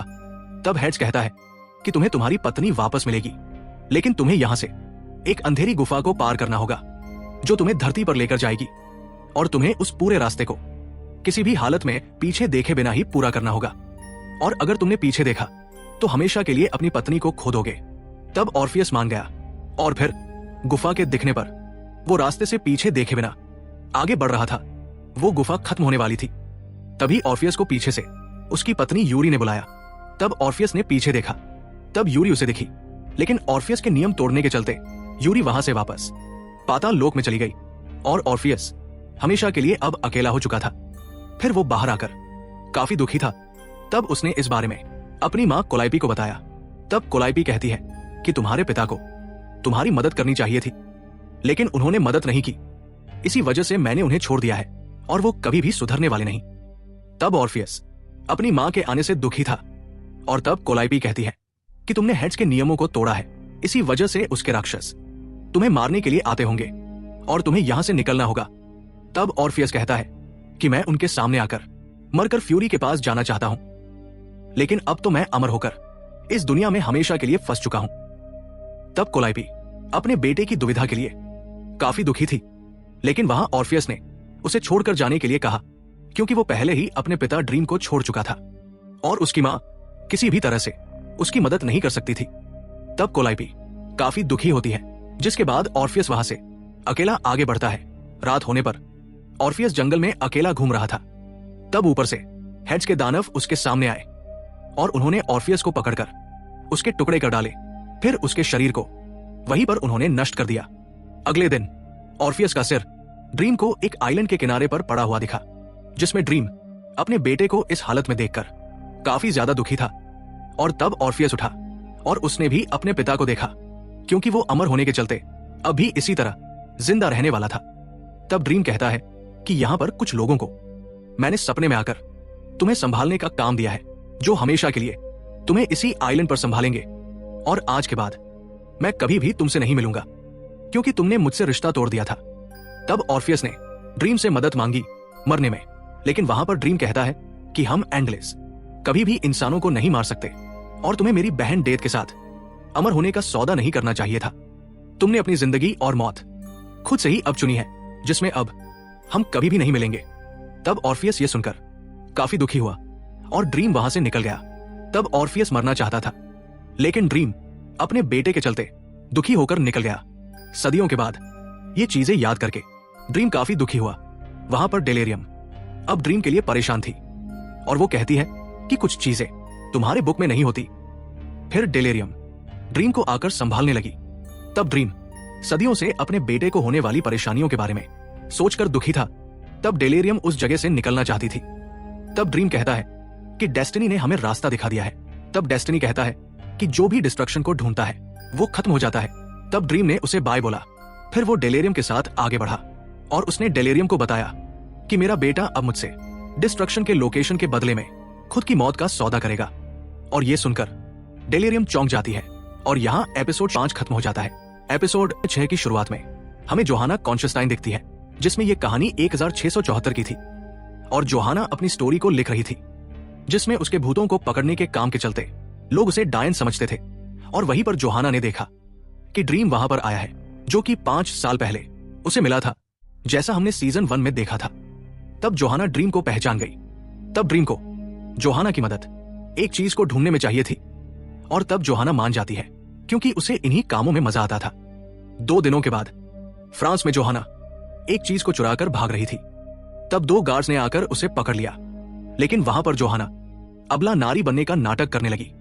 और तब गार्ड्स ने पूछा उसकी थैली में क्या है। तब जोहाना ने उसमें से ऑर्फियस का सर दिखाया और कहा कि इस लड़के ने मेरी बहन का रेप किया था, और मैंने इसका सर काट दिया, और इसे मैं अपनी मां को दिखाऊंगी। फिर उसने ऑर्फियस के मुंह पर थूका। तब वहां पर गार्ड्स को जोहाना सनकी लगी, और वहां पर एक गार्ड ने ऑर्फियस के कान की सोने की बाली निकाल दी और दोनों को छोड़ दिया। तब जोहाना वहां से सर को लेकर अपने कमरे में आई और फिर उसने ऑर्फियस से माफी मांगी। तब ऑर्फियस कहता है कि कोई बात नहीं, जिसमें वो बाली घूम फिर कर मेरे पास वापस हमेशा आ जाती है और तुमने मुझे यहाँ के लोगों से बचाया, उसके लिए शुक्रिया। तब जोहाना ने अपना नाम बताया और वहां ऑर्फियस कहता है कि तुमने मुझे क्यों बचाया, क्योंकि यहाँ के फ्रांस के लोग मुझे खतरनाक समझकर मारने वाले थे और मैं काफी अलग तरीके से गाता हूं, ऐसा उन्हें लगता है। तब जोहाना कहती है कि मैं तुम्हें तुम्हारे घर पहुंचाने आई हूं। और तब ऑर्फियस समझ गया कि उसे ड्रीम ने भेजा है और वो अपने पिता को मिस करता है, ऐसा बताने कहा। तब जोहाना कहती है कि गार्ड्स को कुछ ही देर में तुम्हारे चोरी होने के बारे में पता चल जाएगा और वो यहां पर आ जाएंगे। सुबह होने पर गार्ड्स ने आकर जोहाना को पकड़ लिया, लेकिन उसके रूम में कहीं पर भी ऑर्फियस का सर नहीं मिला। तब जोहाना कहती है कि मुझे नहीं पता कि वो कहां पर है। और तब वहां पर रॉबिन नाम का एक ऑफिसर कहता है कि हम लोग साइंस से भविष्य में आगे बढ़ने वाले हैं और इसी वजह से मैं भविष्य देखने की चीजें या फिर काले जादू जैसी सभी चीजों से छुटकारा पाना चाहता हूं, इसलिए मुझे उस ऑर्फियस के सर को भी नष्ट करना है। तब जोहाना कहती है कि आप तो देश को बचाने के लिए देश के लोगों को ही मारने तैयार हो। और तब वहां पर रॉबिन ने जोहाना को जेल में डलवा दिया। रात होने पर जोहाना मरने के लिए तैयार थी और वो सोई थी। तब उसे सपना आया जिसमें वो ड्रीम के महल में आकर ड्रीम से मिली और जोहाना ने ड्रीम से मदद मांगी छूटने के लिए। तब ड्रीम कहता है कि मैं तुम्हारी धरती पर कोई मदद नहीं कर सकता। तब जोहाना कहती है कि अगर तुमने मदद नहीं की तो मैं और ऑर्फियस दोनों खतरे में आ सकते हैं और वो तुम्हें काफी याद करता है और वो मरना भी चाहता है। तब ड्रीम कहता है कि मुझे ये पता है। तब जोहाना कहती है कि वो इतने सालों के बाद भी काफी ज्यादा खुश है और वो गा भी सकता है। तब ड्रीम कहता है कि उसे गाने के लिए कहो जिससे तुम किसी भी मुसीबत से निकल सकती हो। अगले दिन रॉबिन को सपना आया था कि जोहाना ने सर को बाकी कटे हुए सरों के बीच में रखा था और तब जोहाना ये सुनकर हंसने लगी। फिर उन्होंने आकर जोहाना को कहा कि उन कटे हुए सरों में से असली सर को निकालो।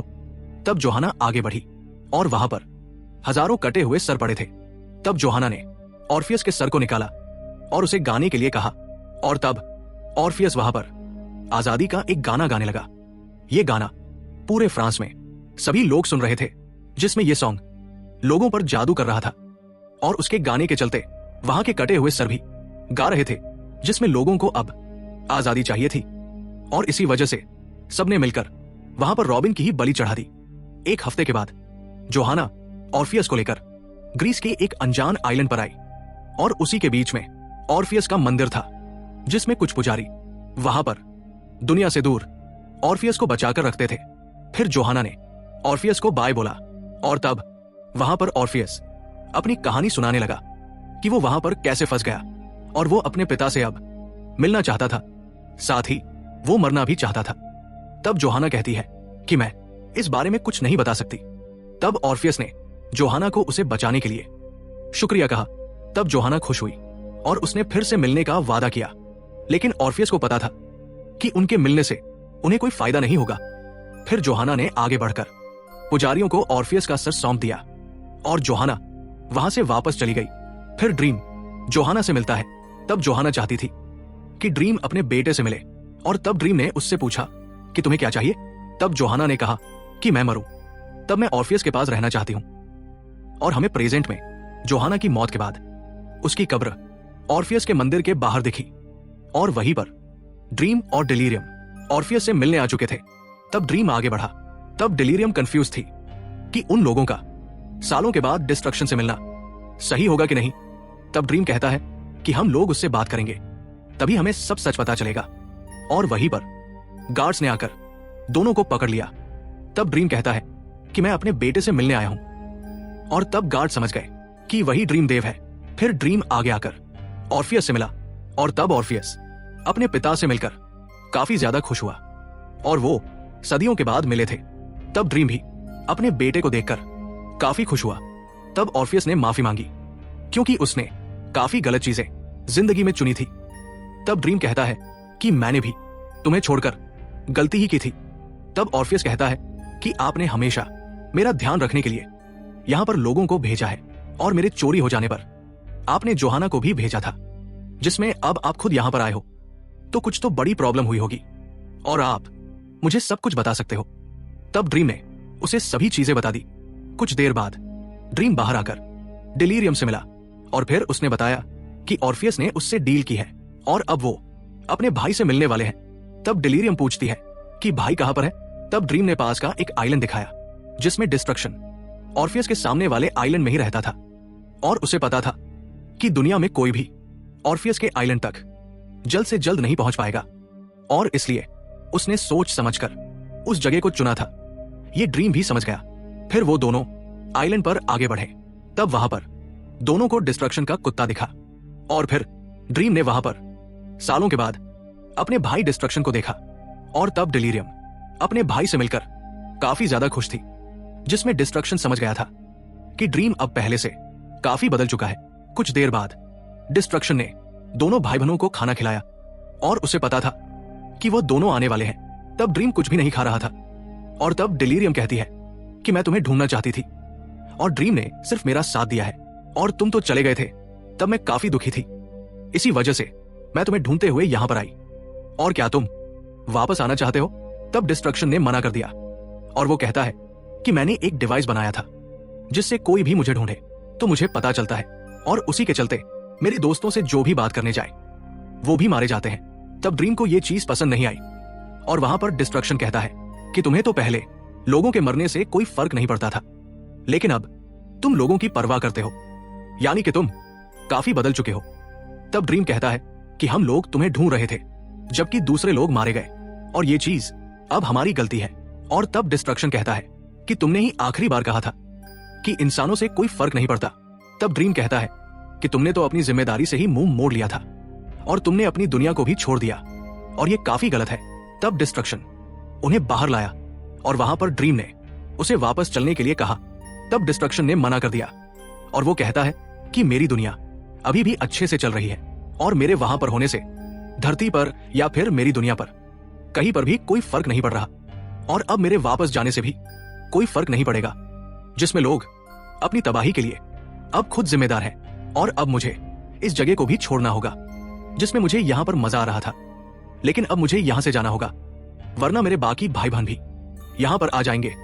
फिर डिस्ट्रक्शन ने उन दोनों को उसका सामान में उनके निशान दिखाए जो कि सब अपने अपने राज्य में रखते हैं। तब उन्हें देखकर ड्रीम खुश हुआ और वहां पर डिस्ट्रक्शन कहता है कि इन चीजों की हमें आदत सी हो गई है। और फिर डिस्ट्रक्शन ने वहां पर अपने हथियार यानी कि सबसे पावरफुल तलवार को निकाला। तब डिलीरियम कहती है कि भाई तुम मेरी दुनिया में आकर मेरे साथ रह सकते हो। तब डिस्ट्रक्शन ने मना कर दिया, लेकिन उसने अपने कुत्ते को डिलीरियम के साथ जाने के लिए कहा। तब वो मान गया और तब डिलीरियम काफी खुश हुई। फिर डिस्ट्रक्शन ने ड्रीम से पूछा कि अब वो कहां पर जाएगा। तब ड्रीम कहता है कि तुम्हारी लोकेशन के लिए मैंने अपने बेटे ऑर्फियस से डील की थी और अब मुझे उसे खत्म करना होगा।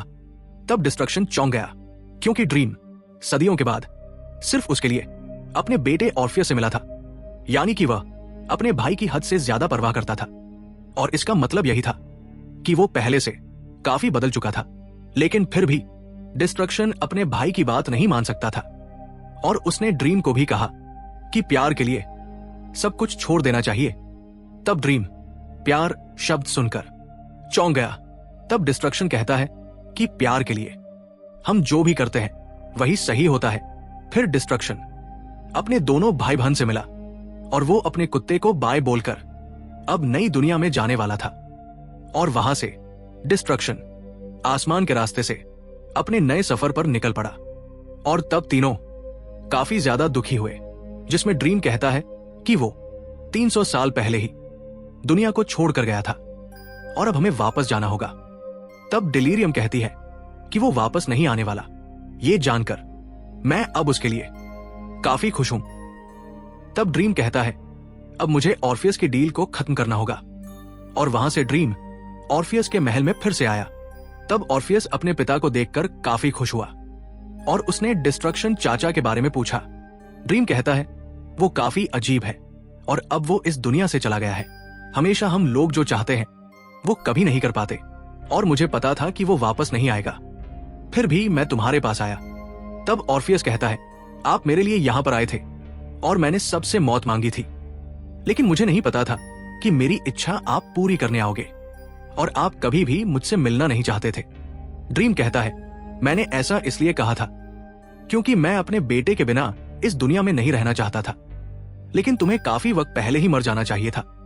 तब ऑर्फियस कहता है, हाँ, और वहां पर ऑर्फियस मरने के लिए तैयार था। तब ड्रीम ने आगे बढ़कर वहीं पर अपने हाथों से अपने बेटे को मार दिया। फिर ड्रीम काफी ज्यादा दुखी होकर वहां से निकला।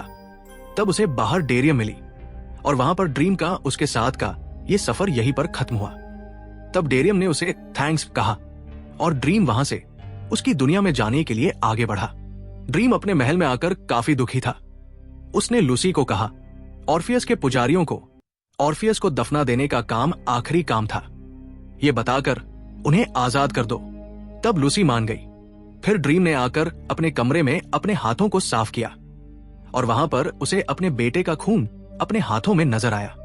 तब वो फूट फूट कर रोने लगा। दूसरी तरफ हमें फेट की तीनों देवियां नजर आई जो कि अपने काम में लगी थी। वहीं पर उन्हें भविष्य की घटना का फिर से एक चिट मिला और तब उन्होंने चिट पढ़ा जिसमें लिखा था, एक राजा ने अपनी दुनिया को अब छोड़ दिया है, यानी कि वो डिस्ट्रक्शन की बात थी। साथ ही एक देव ने डेमीगॉड को भी मार दिया था, जिसके चलते एक काफी बड़ी लड़ाई शुरू होने वाली थी। और तब उनमें से एक ने बताया, ड्रीम ने देव होते हुए अपने बेटे ऑर्फियस का खून बहाया है और उसके चलते अब एक काफी बड़ी जंग होने वाली है और इसके लिए सबको तैयार होना होगा। और इसी के साथ एपिसोड 6 खत्म हो जाता है। एपिसोड 7 की शुरुआत में ड्रीम आकर डेस्टिनी से मिला और उसने कहा, मैंने एक काफी बड़ा नियम तोड़ा है जिसमें मैं आज तुम्हारी सलाह मांगने आया हूं और मैंने अपने ही परिवार का खून बहाया है। तब डेस्टिनी कहता है, मुझे पता है। तब ड्रीम कहता है, अब नसीब की वो तीनों देवियां मुझे सजा देने आएंगी, जिसमें वो असल में बदले की देवियां हैं, लेकिन हम उन्हें नाराज ना करने के लिए नसीब या दया की देवियां बुलाते हैं और वो मुझे मार देना चाहेंगी। लेकिन मुझे अपनी दुनिया को बचाना है और मुझे मरना भी नहीं है, तो तुम तुम्हारी बुक में देखकर मेरी मदद करोगी। मुझे क्या करना चाहिए? तब डेस्टिनी ने अपनी बुक ड्रीम को दिखाई, जिसमें ड्रीम के साथ क्या होगा।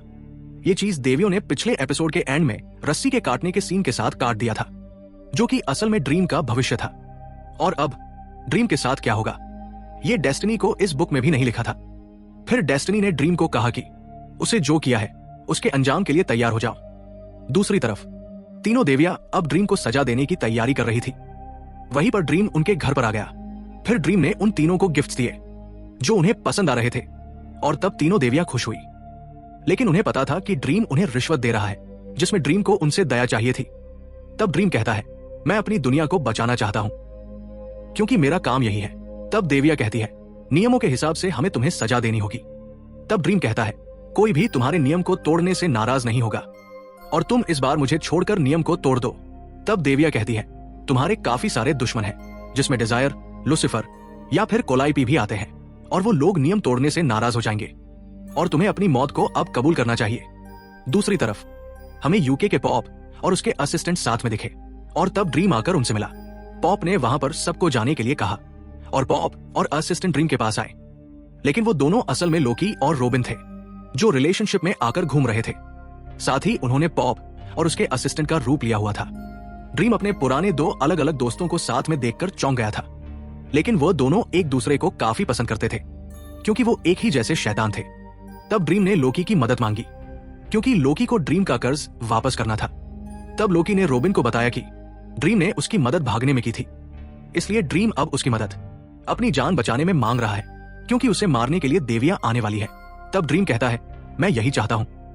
तब लोकी कहता है, अगर मैं तुम्हारे साथ आया तो मैं मारा जाऊंगा और तुम इससे अच्छा खुद ही मर जाओ।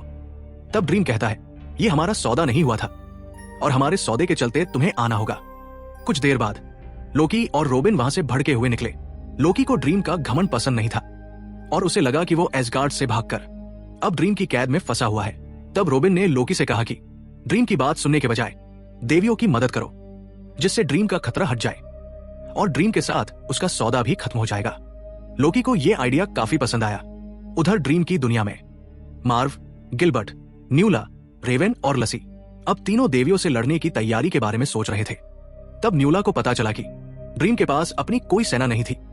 फिर वहां पर ड्रीम आकर कहता है, अब कुछ नहीं हो सकता और मेरे मरने के बाद मैंने डैनियल को चुना है जो लीटा और हेक्टर का बेटा है। मेरे मरने के बाद वो नया ड्रीम बनेगा और वो सपनों की दुनिया में पहला जन्मा हुआ बच्चा है और वो मेरे से भी ज्यादा समझदार और पावरफुल होगा। फिर हमें डेनियल नजर आया जो रोज और उसकी मां लीटा के साथ एक केयर हाउस में आया और उस केयर हाउस को असल में पॉल संभालता था। और पॉल वही बूढ़ा आदमी है जो एलेक्स का बॉयफ्रेंड था जिसे हमने सीजन 1 के एपिसोड 1 में देखा था। साथ ही उस केयर हाउस की मालकिन यूनिटी थी, लेकिन अब रोज उनकी नई मालकिन बन चुकी थी। फिर उन्होंने अंदर आकर यूनिटी का एक फोटो देखा। तब वहां पर पॉल ने बताया कि यूनिटी के साथ उसी दिन उसका बॉयफ्रेंड एलेक्स हमेशा के लिए उसी की तरह नींद में चला गया और तब तक अंदर एक आदमी डेनियल के लिए उसके रूम में खिलौने तैयार कर रहा था। और तब उस जगह पर रॉबिन आया और रॉबिन ने उस पर रेत फेंककर उस नौकर को वहीं पर सुला दिया। अब रॉबिन उसकी जगह पर नौकर बन चुका था। फिर वहां पर टीना नाम की एक नौकरानी आती है। अब डेनियल, लीटा और रोज का ध्यान रखने वाले टीना और रॉबिन दोनों थे। रोज और लीटा रात को डिनर पर साथ में जाने वाले थे। रॉबिन को बच्चे काफी ज्यादा पसंद थे। दूसरी तरफ ड्रीम आगे के बारे में सोच रहा था। वहां पर न्यूला ड्रीम के लिए फेरी वर्ल्ड से सेना लाने तैयार थी। तब ड्रीम कहता है, मैं अपनी काफी बड़ी सेना बना सकता हूं, लेकिन उससे यह फर्क नहीं पड़ेगा कि मैंने नियम तोड़ा है। तब न्यूला कहती है, नियमों को किसी ने तो बनाया होगा और अगर आप उनसे बात करोगे तो शायद कुछ हो सकता है। तब ड्रीम को न्यूला की बात इंप्रेसिव लगी, जिसमें एंडलेस के ऊपर भी कोई था। जिस दुनिया में यह सब हुआ उसके पहले एक काफी गहरी रात थी और कुछ नहीं था, और उस जगह पर सिर्फ एक चीज हमेशा रहती थी, टाइम। और टाइम ही ड्रीम जैसे सातों भाई बहनों का बाप था। फिर ड्रीम आकर उसकी दुनिया में उसके पिता टाइम से मिला। टाइम नाराज था क्योंकि डेस्टिनी के सिवा कोई भी उसका बच्चा काम के बिना उनके पास नहीं आता था। तब ड्रीम ने उनसे माफी मांगी और टाइम ने पूछा, तुम्हें क्या चाहिए? तब ड्रीम कहता है, मेरा बेटा मर चुका है। तब टाइम कहता है, तुमने अपनों का खून बहाया है। ड्रीम जवाब देता है, मैं अपने बेटे को तकलीफ में नहीं देख सकता था। तब टाइम कहता है, तुम काफी कमजोर हो, जिसमें बच्चों को माँ बाप से ही सब चीजें मिलती हैं, और तुम्हारे बेटे ने तुम्हें नर्क के राजा हेड से बात करने के लिए कहा था, लेकिन तब तुमने उसकी बात नहीं सुनी, और अगर तुम उसे मारोगे तो तुम भी मरोगे। ये तुम दोनों को पता था और तुम अपने बेटे के सामने कमजोर हो गए, जिसमें तुम यही चाहते हो कि मैं भी तुम्हारे सामने कमजोर हो जाऊं, लेकिन शायद मैं तुमसे इतना प्यार नहीं करता। तब ड्रीम कहता है, मुझे पता है कि आप ये नहीं करोगे, जिसमें एक बेटा अपने बाप से हमेशा प्यार करता है और चाहे वो कैसा भी हो, इसलिए मैंने अपने बेटे से प्यार किया था। तब टाइम कहता है, तुम बेवकूफ हो, लेकिन तुम यहां पर क्यों आए हो? तब ड्रीम कहता है, मैं आपको शुक्रिया कहने के लिए आया था क्योंकि मुझे ये सब आप ही से मिला था, और अब मैं आपको बाय बोलने के लिए आया हूं क्योंकि आज के बाद हम कभी नहीं मिलने वाले। तब टाइम कहता है, मैं तुम्हें वक्त में वापस भेजकर हेड से तुम्हारी बात करवा सकता हूं, लेकिन मुझे और तुम्हें दोनों को पता है कि हेड तुम्हारी बात नहीं मानेगा और तुम्हारे बेटे का यही हाल होगा। इसलिए मैं तुम्हें तुम्हारे नसीब को मानने की सलाह दूंगा क्योंकि तुम पहले अपने बेटे को नहीं बचा पाए और अब खुद को नहीं बचा पाओगे। डेस्टिनी की बुक का भी अंत होगा, वैसे तुम्हारा भी अंत होगा। तब ड्रीम कहता है, फिर मैं यहां से निकलता हूं। तब टाइम ने ड्रीम से उसकी मां के बारे में पूछा और ड्रीम कहता है, अब मैं उनके पास जाने वाला हूं। तब टाइम कहता है, उसे मेरा हाय बोलना, और फिर ड्रीम वहां से निकलता है, जिसमें वो समय के बाद अपनी मां के पास जाता है, और वो कोई और नहीं बल्कि अंधेरा यानी कि नाइट थी। दोनों मां बेटे सालों के बाद मिलकर काफी खुश हुए। फिर नाइट ने ड्रीम से उसके बाकी भाई बहनों के बारे में पूछा। तब ड्रीम कहता है कि वो सब ठीक है और नाइट अपने भाई डेस्टिनी को छोड़कर बाकी किसी से नहीं मिली थी। तब ड्रीम कहता है, डेलिरियम को आपका प्यार चाहिए और मैं अभी अभी डैड से मिलकर आया हूं जो कि आपको याद कर रहे थे। तब नाइट कहती है, तुम ये नहीं सोच रहे होगे कि तुम हमें मिलाकर सब ठीक कर दोगे? ड्रीम कहता है, मैं इस इरादे से नहीं आया था, लेकिन क्या आप ऐसा कर सकती हो? नाइट कहती है, ड्रीम तुम बचपन से ही घमंडी रहे हो, हर चीज तुम अपने हिसाब से चाहते थे और बाकी लोगों की खास परवाह नहीं करते थे। अगर तुम यहां रह गए तो तुम्हारी देवियां तुम्हें नहीं मार पाएंगी। तब ड्रीम कहता है, मैं अपने साम्राज्य को नहीं छोड़ सकता। नाइट कहती है, मुझे पता था तुम यही कहोगे। तब ड्रीम कहता है, आप दोनों ने हमें जो बनाया मैं वही बन चुका हूं। तब नाइट कहती है, हाँ गलती तो हमेशा माँ बाप की होती है और अब हमें अलग होना पड़ेगा। कुछ देर बाद ड्रीम के सभी लोग लड़ने की तैयारी कर रहे थे। सब कैसे भी ड्रीम को बचाना चाहते थे। तब वहां पर मार्व काफी सारे हथियार लेकर आया जिनसे वो देवियों को रोक सके, और उनमें गन्स भी थी। तभी कैन आया और न्यूला को पता था कि वो क्यों आया है। दोनों अकेले में मिले। कैन कहता है, क्या टटियाना को पता है कि ड्रीम मरने वाला है और तुम्हें वापस जाना होगा? न्यूला कहती है, उसने मुझे छोड़ दिया था, मैं वापस नहीं जाऊंगी और मॉर्फियस मुझे वापस नहीं छोड़ेंगे। तब कैन कहता है फिर हमें उनसे बात करनी होगी। दोनों जाकर ड्रीम से मिले। तब कैन ने रानी का दिया हुआ तोहफा यानी न्यूला को वापस मांगा। न्यूला ने मना कर दिया, लेकिन ड्रीम कहता है न्यूला तुम्हारा लौटना सही होगा, यहाँ हालात बहुत खराब है। मैंने नियम बनाने वालों से भी बात की पर फर्क नहीं पड़ा, इसलिए तुम्हें वापस जाना होगा। न्यूला दुखी होकर मान जाती है। फिर ड्रीम लूसी से मिलता है। लूसी चौंक जाती है क्योंकि ड्रीम अक्सर उसके ऑफिस में नहीं आता था। लूसी पूछती है आपके माता पिता से मुलाकात कैसी रही? ड्रीम कहता है कोई फर्क नहीं पड़ा, दोनों पहले ही हर चीज अपने हिसाब से कर चुके हैं और वो दोनों अभी भी अकेले रहते हैं क्योंकि वो कभी एक नहीं हो सकते। उनकी गलती नहीं मुझे जिंदगी दी और हर बच्चे के लिए ये सब जरूरी होता है। लूसी कहती है सबको अपने माता पिता के साथ वक्त बिताना पसंद होता है। ड्रीम जवाब देता है मेरे मॉम डैड वैसे नहीं है। लूसी कहती है आप अपने बेटे के लिए अच्छे डैड थे। फिर हमें कैट नाम की भिखारी दिखती है जिसे हमने सीजन 1 में कॉन्स्टेंटाइन के साथ देखा था। इस बार उसके पास बहुत सारे कुत्ते थे। तभी रोज और लीटा आते हैं और कुत्तों को देखते हैं। कैट लीटा से उसके बेटे के बारे में बात करती है और फिर वहां से निकल जाती है। लीटा घर फोन करती है, लेकिन तब तक रोबिन टीना को बेहोश कर चुका था और डैनियल को लेकर भाग जाता है। वापस जाते समय न्यूला सबसे मिलती है। सबको पता था कि ड्रीम शायद सभी को वापस भेज देगा। न्यूला सभी को फेरी वर्ल्ड आने के लिए कहती है। सब खुश होते हैं। ड्रीम आता है और न्यूला को एक नेकलेस देता है। उससे न्यूला कभी भी ड्रीम को बुला सकती थी और ड्रीम उसे एक वरदान देने वाला था। फिर कैन आता है। न्यूला सबको बाय कहती है और अपने भाई के साथ निकल जाती है। ड्रीम उसके सेफ होने पर खुश होता है। फिर ड्रीम सबको जाने के लिए कहता है, लेकिन चारों मना कर देते हैं। तब ड्रीम कहता है मेरी मौत तक तुम लोग दूसरी रियलिटी में शिफ्ट हो जाओ, यहाँ तब तक कुछ ठीक नहीं होगा। उधर घर पर लीटा पहुंचती है और समझ जाती है कि उसका बेटा किडनैप हो चुका है और किसने किया है। तब हमें डेनियल लोकी और रॉबिन के साथ खेलता हुआ दिखता है और एपिसोड 7 यही खत्म होता है। एपिसोड 8 शुरू होता है। कैन और न्यूला वापस पोर्टल के पास होते हैं। कैन कहता है ड्रीम अब नहीं बचेगा, लेकिन उसकी दुनिया सुरक्षित रहेगी। तुम अब अपने असली रूप में आ जाओ। न्यूला कहती है मैं फेरी वर्ल्ड इसलिए जा रही हूं ताकि सेना भेजकर ड्रीम की मदद कर सकूं। कैन कहता है तुम्हें पता है रानी को सब कुछ सुंदर चाहिए होता है। वो न्यूला का मेकअप ठीक करता है जिसे न्यूला पसंद नहीं करती, लेकिन कैन कहता है रानी से मिलने के बाद तुम्हें नॉर्मल कर दूंगा। फिर दोनों पोर्टल से फेरी वर्ल्ड पहुंचते हैं और रानी मिलती है। रानी न्यूला के आने से खुश होती है, उसकी तारीफ करती है। ड्रीम का नेकलेस देख लेती है और पूछती है क्या वो मुझे याद करता है? न्यूला कहती है वो अपनी बातें दिल में रखता है।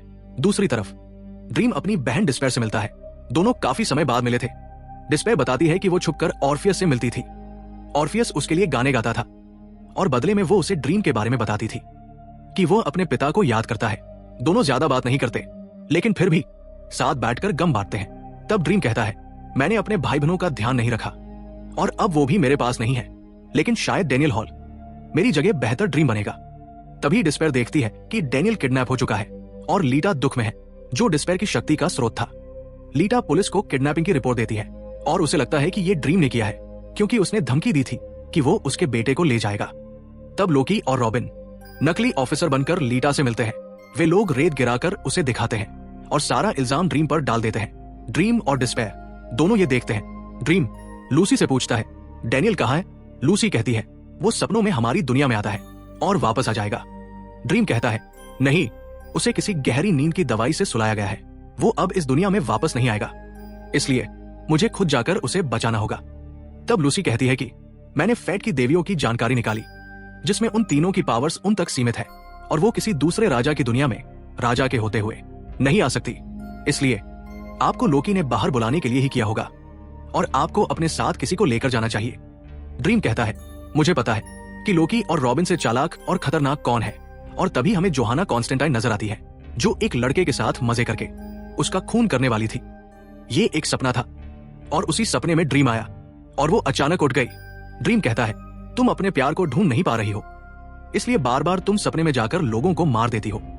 जोहाना कहती है मेरे पास जो भी आता है वो मारा जाता है और वो भी ऑफिस के बारे में जानकर दुखी थी।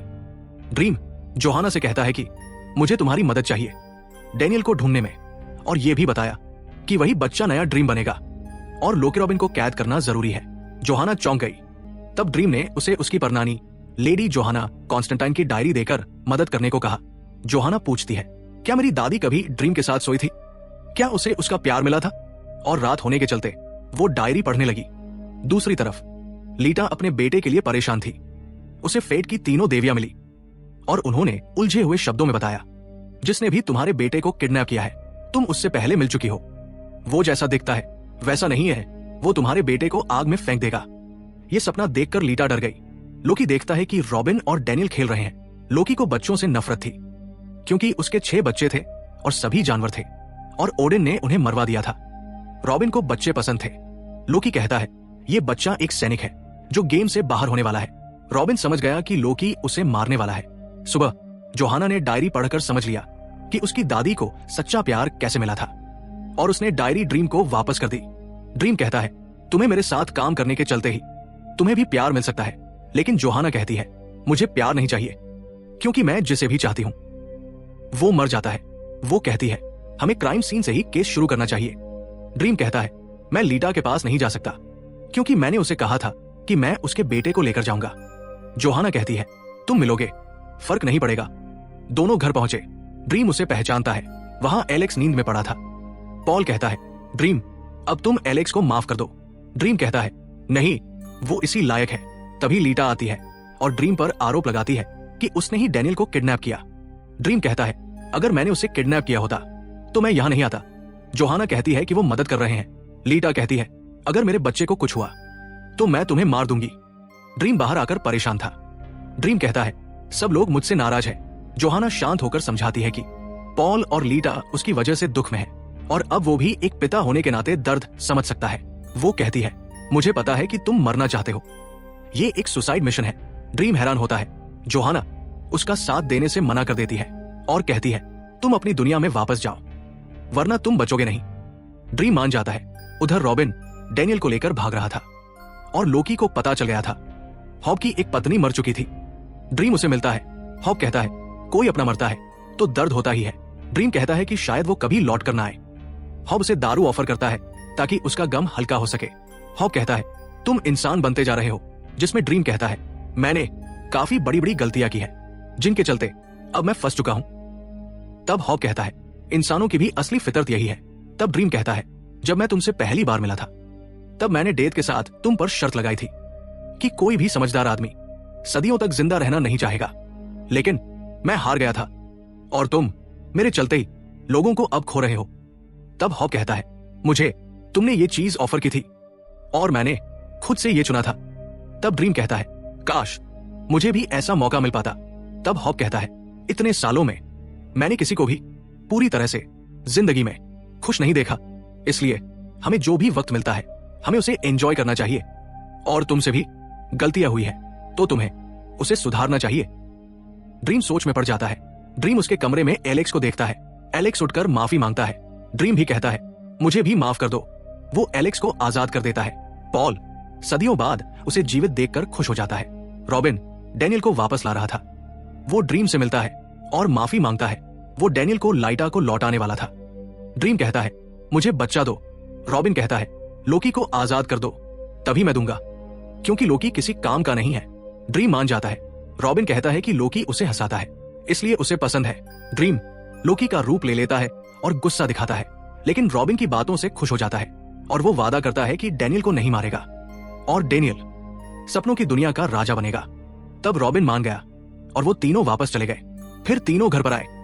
तब वहां पर रॉबिन कहता है लोकी तुम काफी बेहतरीन शेप शिफ्टिंग करते हो और मुझे शक भी नहीं हुआ कि तुम ड्रीम हो। तब लोकी कहता है मैंने एक बार थोर को भरोसा दिला दिया था कि वो प्रेग्नेंट है और मैं तब डॉक्टर बना था और फिर मैंने थोर को जुलाब की दवाई खिला दी और उसके पिछवाड़े को ढक्कन से बंद कर दिया था। फिर 2 दिनों के बाद थोर की डिलीवरी करने गया। उसका पैर काफी दुख रहा था। फिर उसने गिलहरी को थोर के पास भेजा और उस गिलहरी ने ढक्कन निकाला। तब वहां पर धमाका हुआ। थोर ने उस गिलहरी को देखा। उसे लगा कि वही उसका बच्चा है क्योंकि थोर काफी बेवकूफ है। फिर लोकी ने रॉबिन के मुंह पर सैंड डालकर उसे बेहोश कर दिया और वहां से लोकी ने डैनियल को अपने हाथ में लिया और उसने बताया कि रानी डिमीटर ने अपने बच्चे को आग में डाल दिया था और फिर लोकी ने डैनियल को भी आग में डालकर वहीं पर जलाकर मार दिया। कुछ देर बाद लोकी लाइटा से मिला और उसने लाइटा को बताया कि ड्रीम उसके बेटे के साथ था और अब उन्हें जली हुई लाश मिली है। उस चीज का फोटो दिखाकर कहा कि उसे जरूर ड्रीम नहीं जलाया होगा। लाइटा फोटो देखकर काफी दुखी हो गई। दूसरी तरफ ड्रीम ने एक डरावने सपने का शरीर बना लिया था। और वहां पर रेवेन और लूसी को यह सही नहीं लगा, क्योंकि वो सपना काफी खतरनाक था। तब ड्रीम कहता है, यह सपना पूरी तरह से नया होगा और ये मेरा बनाया गया सबसे बेस्ट डरावना सपना था और ये कुछ भी गलत नहीं करेगा। फिर लूसी ने कॉरिंथियन की खोपड़ी ड्रीम को दी और उसी खोपड़ी से ड्रीम ने कॉरिंथियन को फिर से जिंदा किया और कॉरिंथियन अपने मालिक ड्रीम की सेवा में वापस तैयार था। और इसी के साथ एपिसोड 8 यहीं पर खत्म हुआ। एपिसोड 9 की शुरुआत में ड्रीम ने कॉरिंथियन को चश्मा दिया। तब वो काफी खुश हुआ। ड्रीम ने कहा, तुम कॉरिंथियन हो और मैंने तुम्हें दूसरी बार बनाया है, क्योंकि पहले वाले ने मुझे काफी निराश किया था। कॉरिंथियन रेवेन और लूसी को जानता था। दोनों को शक हुआ कि शायद ये पुराने वाला है। तब ड्रीम कहता है, कॉरिंथियन के अच्छे हिस्सों को मैंने संभाल कर रखा था, क्योंकि वो मेरा सबसे बेस्ट काम था। इसी वजह से इसे पुराने नाम याद है। फिर उसने कहा कि अब कॉरिंथियन धरती पर जाकर जोहाना की मदद करेगा और डैनियल को वापस लाएगा। तब जोहाना ने मना कर दिया, क्योंकि कॉरिंथियन लोगों को मारकर उनकी आंखें खाता था। तब ड्रीम कहता है, ये काफी ज्यादा स्मार्ट और डरावना है और ये पूरा नया कॉरिंथियन है। तुम इसे साथ रखो और ये रूबी अपने पास रखो। इसमें मेरी पावर है। अगर इसने कुछ भी गड़बड़ की तो तुम इसे उसी पल मार सकती हो। जोहाना कहती है कि लोकी को ढूंढने के लिए हमें ओडिन की मदद लेनी चाहिए। तब ड्रीम कहता है कि उसने ओडिन की जेल में एक दूसरे लोकी को कैद करवाया है। तब जोहाना समझ गई कि लोकी को आजाद ड्रीम नहीं किया था। फिर वो सपने से उठ गई। वो एक बस में थी और वहां उसे कॉरिंथियन मिला। उसने जोहाना को उसका रूबी देकर कहा कि वो चुपचाप मदद करेगा। जोहाना हंसने लगी। कॉरिंथियन ने उसके पति के बारे में पूछा। जोहाना ने कहा कि वो सिंगल है। उधर लीटा और लोकी बात कर रहे थे। टीना ने जली हुई बच्चे की लाश देखने की मांग की और बहुत सवाल पूछे। लोकी समझ गया कि वो ज्यादा होशियार बन रही है। फिर लीटा ने लोकी को वहां से जाने को कहा। दूसरी तरफ ड्रीम महल में परेशान था। लूसी ने पूछा, आपको क्या चाहिए? ड्रीम कहता है, अब मुझे आगे क्या करना है ये नहीं पता और मैं काफी बोर हो रहा हूं। लूसी ने कहा कि वो इसलिए कंफ्यूज है क्योंकि अब उसके कंट्रोल में कुछ नहीं है। ड्रीम कहता है, सबको लगता है कि मैं यहां सेफ हूं, लेकिन मैं यहां भी सेफ नहीं हूं। देविया कुछ न कुछ जरूर कर रही होंगी और मेरा अंत तय है। लूसी कहती है, आपके पास एक रास्ता है, जितना भी वक्त मिले उसे अच्छे से यूज करो। ड्रीम कहता है, ये काफी अच्छा आइडिया है और वहां से निकल जाता है। उधर न्यूला परेशान थी। वो अपने भाई कैन से मिलती है। सेना लेकर ड्रीम की मदद करना चाहती थी। कैन को यह पसंद नहीं था, लेकिन उसने बहन की मदद का फैसला किया। लोकी का पीछा टीना कर रही थी। उसने लोकी को पकड़ लिया। टीना कहती है कि डैनियल को संभालने का काम मेरा था और मुझसे गलती हुई। लोकी ने उसे गन से डराया और शहर के दूसरे कोने में ले गया। टीना पूछती है, तुम कौन हो? लोकी कहता है, मैं देवता हूं और डैनियल भी देवता है। इंसान धर्म की तरफ इसलिए जाते हैं क्योंकि उन्हें जानना होता है कि अंत में उनके साथ क्या होगा। टीना समझ गई कि डैनियल को लोकी नहीं चुराया था। लोकी कहता है, मेरा यही काम है, आग और छल का देवता हूं। और फिर उसने वही टीना को जला दिया और वहां से निकल गया। डेलिरियम ने अपने कुत्ते को खो दिया था, जो उसे डिस्ट्रक्शन ने दिया था। वो डेस्टिनी से उसके बारे में पूछती है।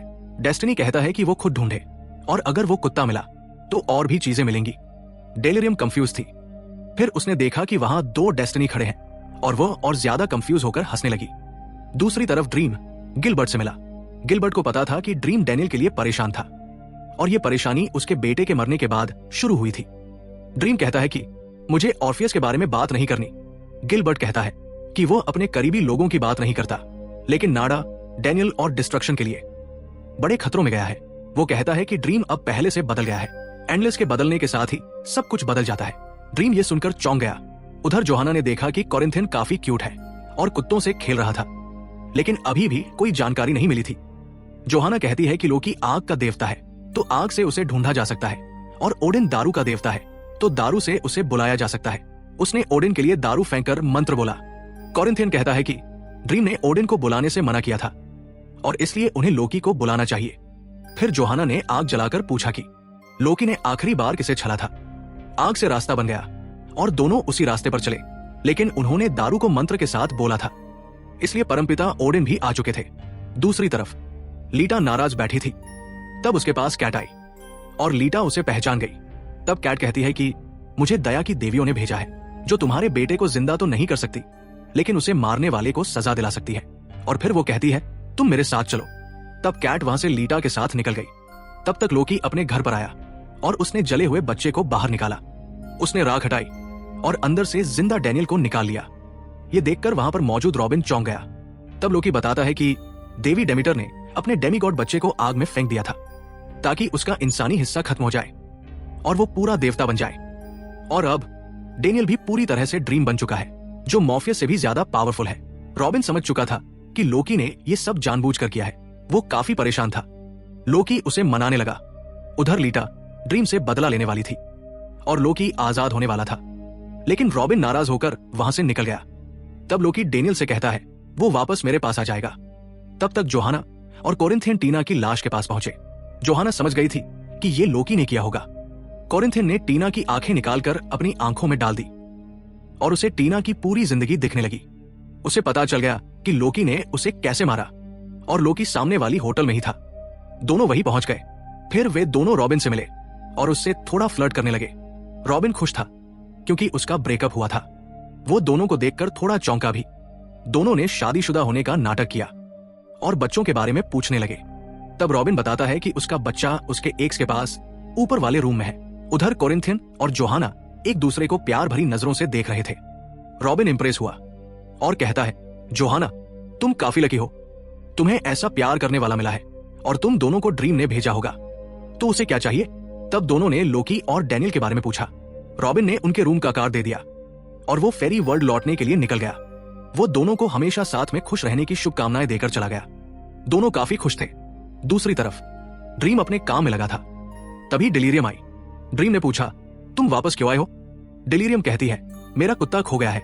मैं डेस्टिनी के पास गई थी, लेकिन वो बदल रहा है, अजीब बातें कर रहा था और डेस्टिनी की संख्या बढ़ती जा रही है और सब अलग अलग बातें कर रहे थे।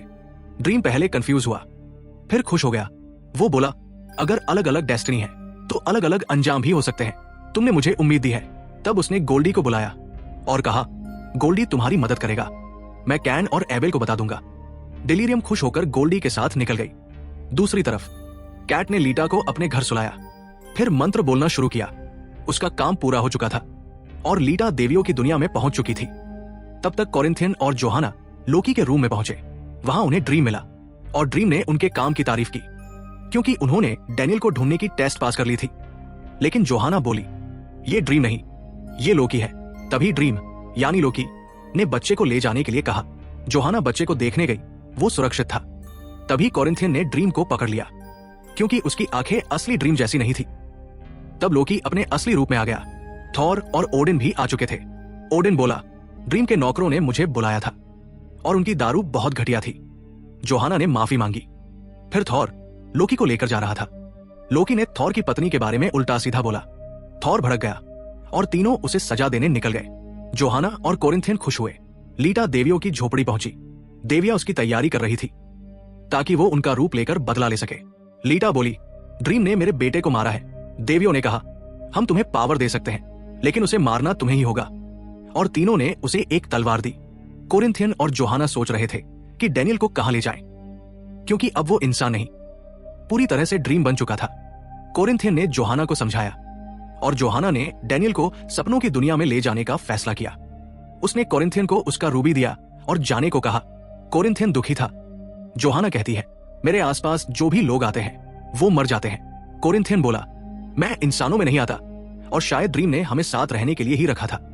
लेकिन जोहाना चली गई। न्यूला और कैन नाराज थे। उनके सेनापति ने मदद करने से मना कर दिया था। रॉबिन उन्हें मिला। कैन ने उसे ड्रीम न्यूला का पूरा इतिहास बताया। रॉबिन ने बताया कि लोकी ने दयालु देवियों की मदद की है ड्रीम को मारने के लिए। यह खबर ड्रीम तक पहुंचनी थी, लेकिन तब पता चला ड्रीम का नेकलेस चोरी हो गया है। कैन और न्यूला रानी के पास पहुंचे। रानी ने नेकलेस दिखाया। वो उसे उसके कमरे में मिला था। न्यूला बोली, आप इसे रख सकती हैं, लेकिन बदले में मुझे सपनों की दुनिया में वापस भेज दे। मैं ड्रीम की मदद करना चाहती हूँ। रानी ने नेकलेस से ड्रीम को बुला लिया। ड्रीम न्यूला को देखकर भड़क गया क्योंकि वो उसकी दुनिया से दूर रह चुकी थी और अब वहां खतरा था। न्यूला ने बताया कि लोकी ने दयालु देवियों की मदद की है और वे ड्रीम को मारना चाहती है। ड्रीम बोला, मुझे वापस जाना होगा। न्यूला बोली, अब आप वहां नहीं हैं, तो वहां कुछ भी हो सकता है। डेस्टिनी के अलग अलग रूप भी यही देख रहे थे और ड्रीम का अंत अब तैयार हो चुका था। गिलबर्ट अपने काम में लगा था। तभी लीटा और तीनों देवियां वहां आई। लीटा अब उनका अवतार हिपोलिटा बन चुकी थी। गिलबर्ट बोला, ड्रीम के होते हुए आप यहां नहीं आ सकते। देविया बोली, इस पल में ड्रीम अपनी दुनिया में नहीं है। और तभी लीटा ने गिलबर्ट को मार दिया। उसका पूरा गार्डन खत्म हो गया और वे चारों ड्रीम के महल की ओर बढ़ने लगे और इसी के साथ एपिसोड 9 खत्म हो जाता है। एपिसोड 10 की शुरुआत में लीटा और देविया एबेल और कैन के गांव में थे और एबेल ने उनका स्वागत किया। तब देवियों ने लीटा को आगे भेजा और फिर वहीं पर लीटा ने एबेल को मार दिया।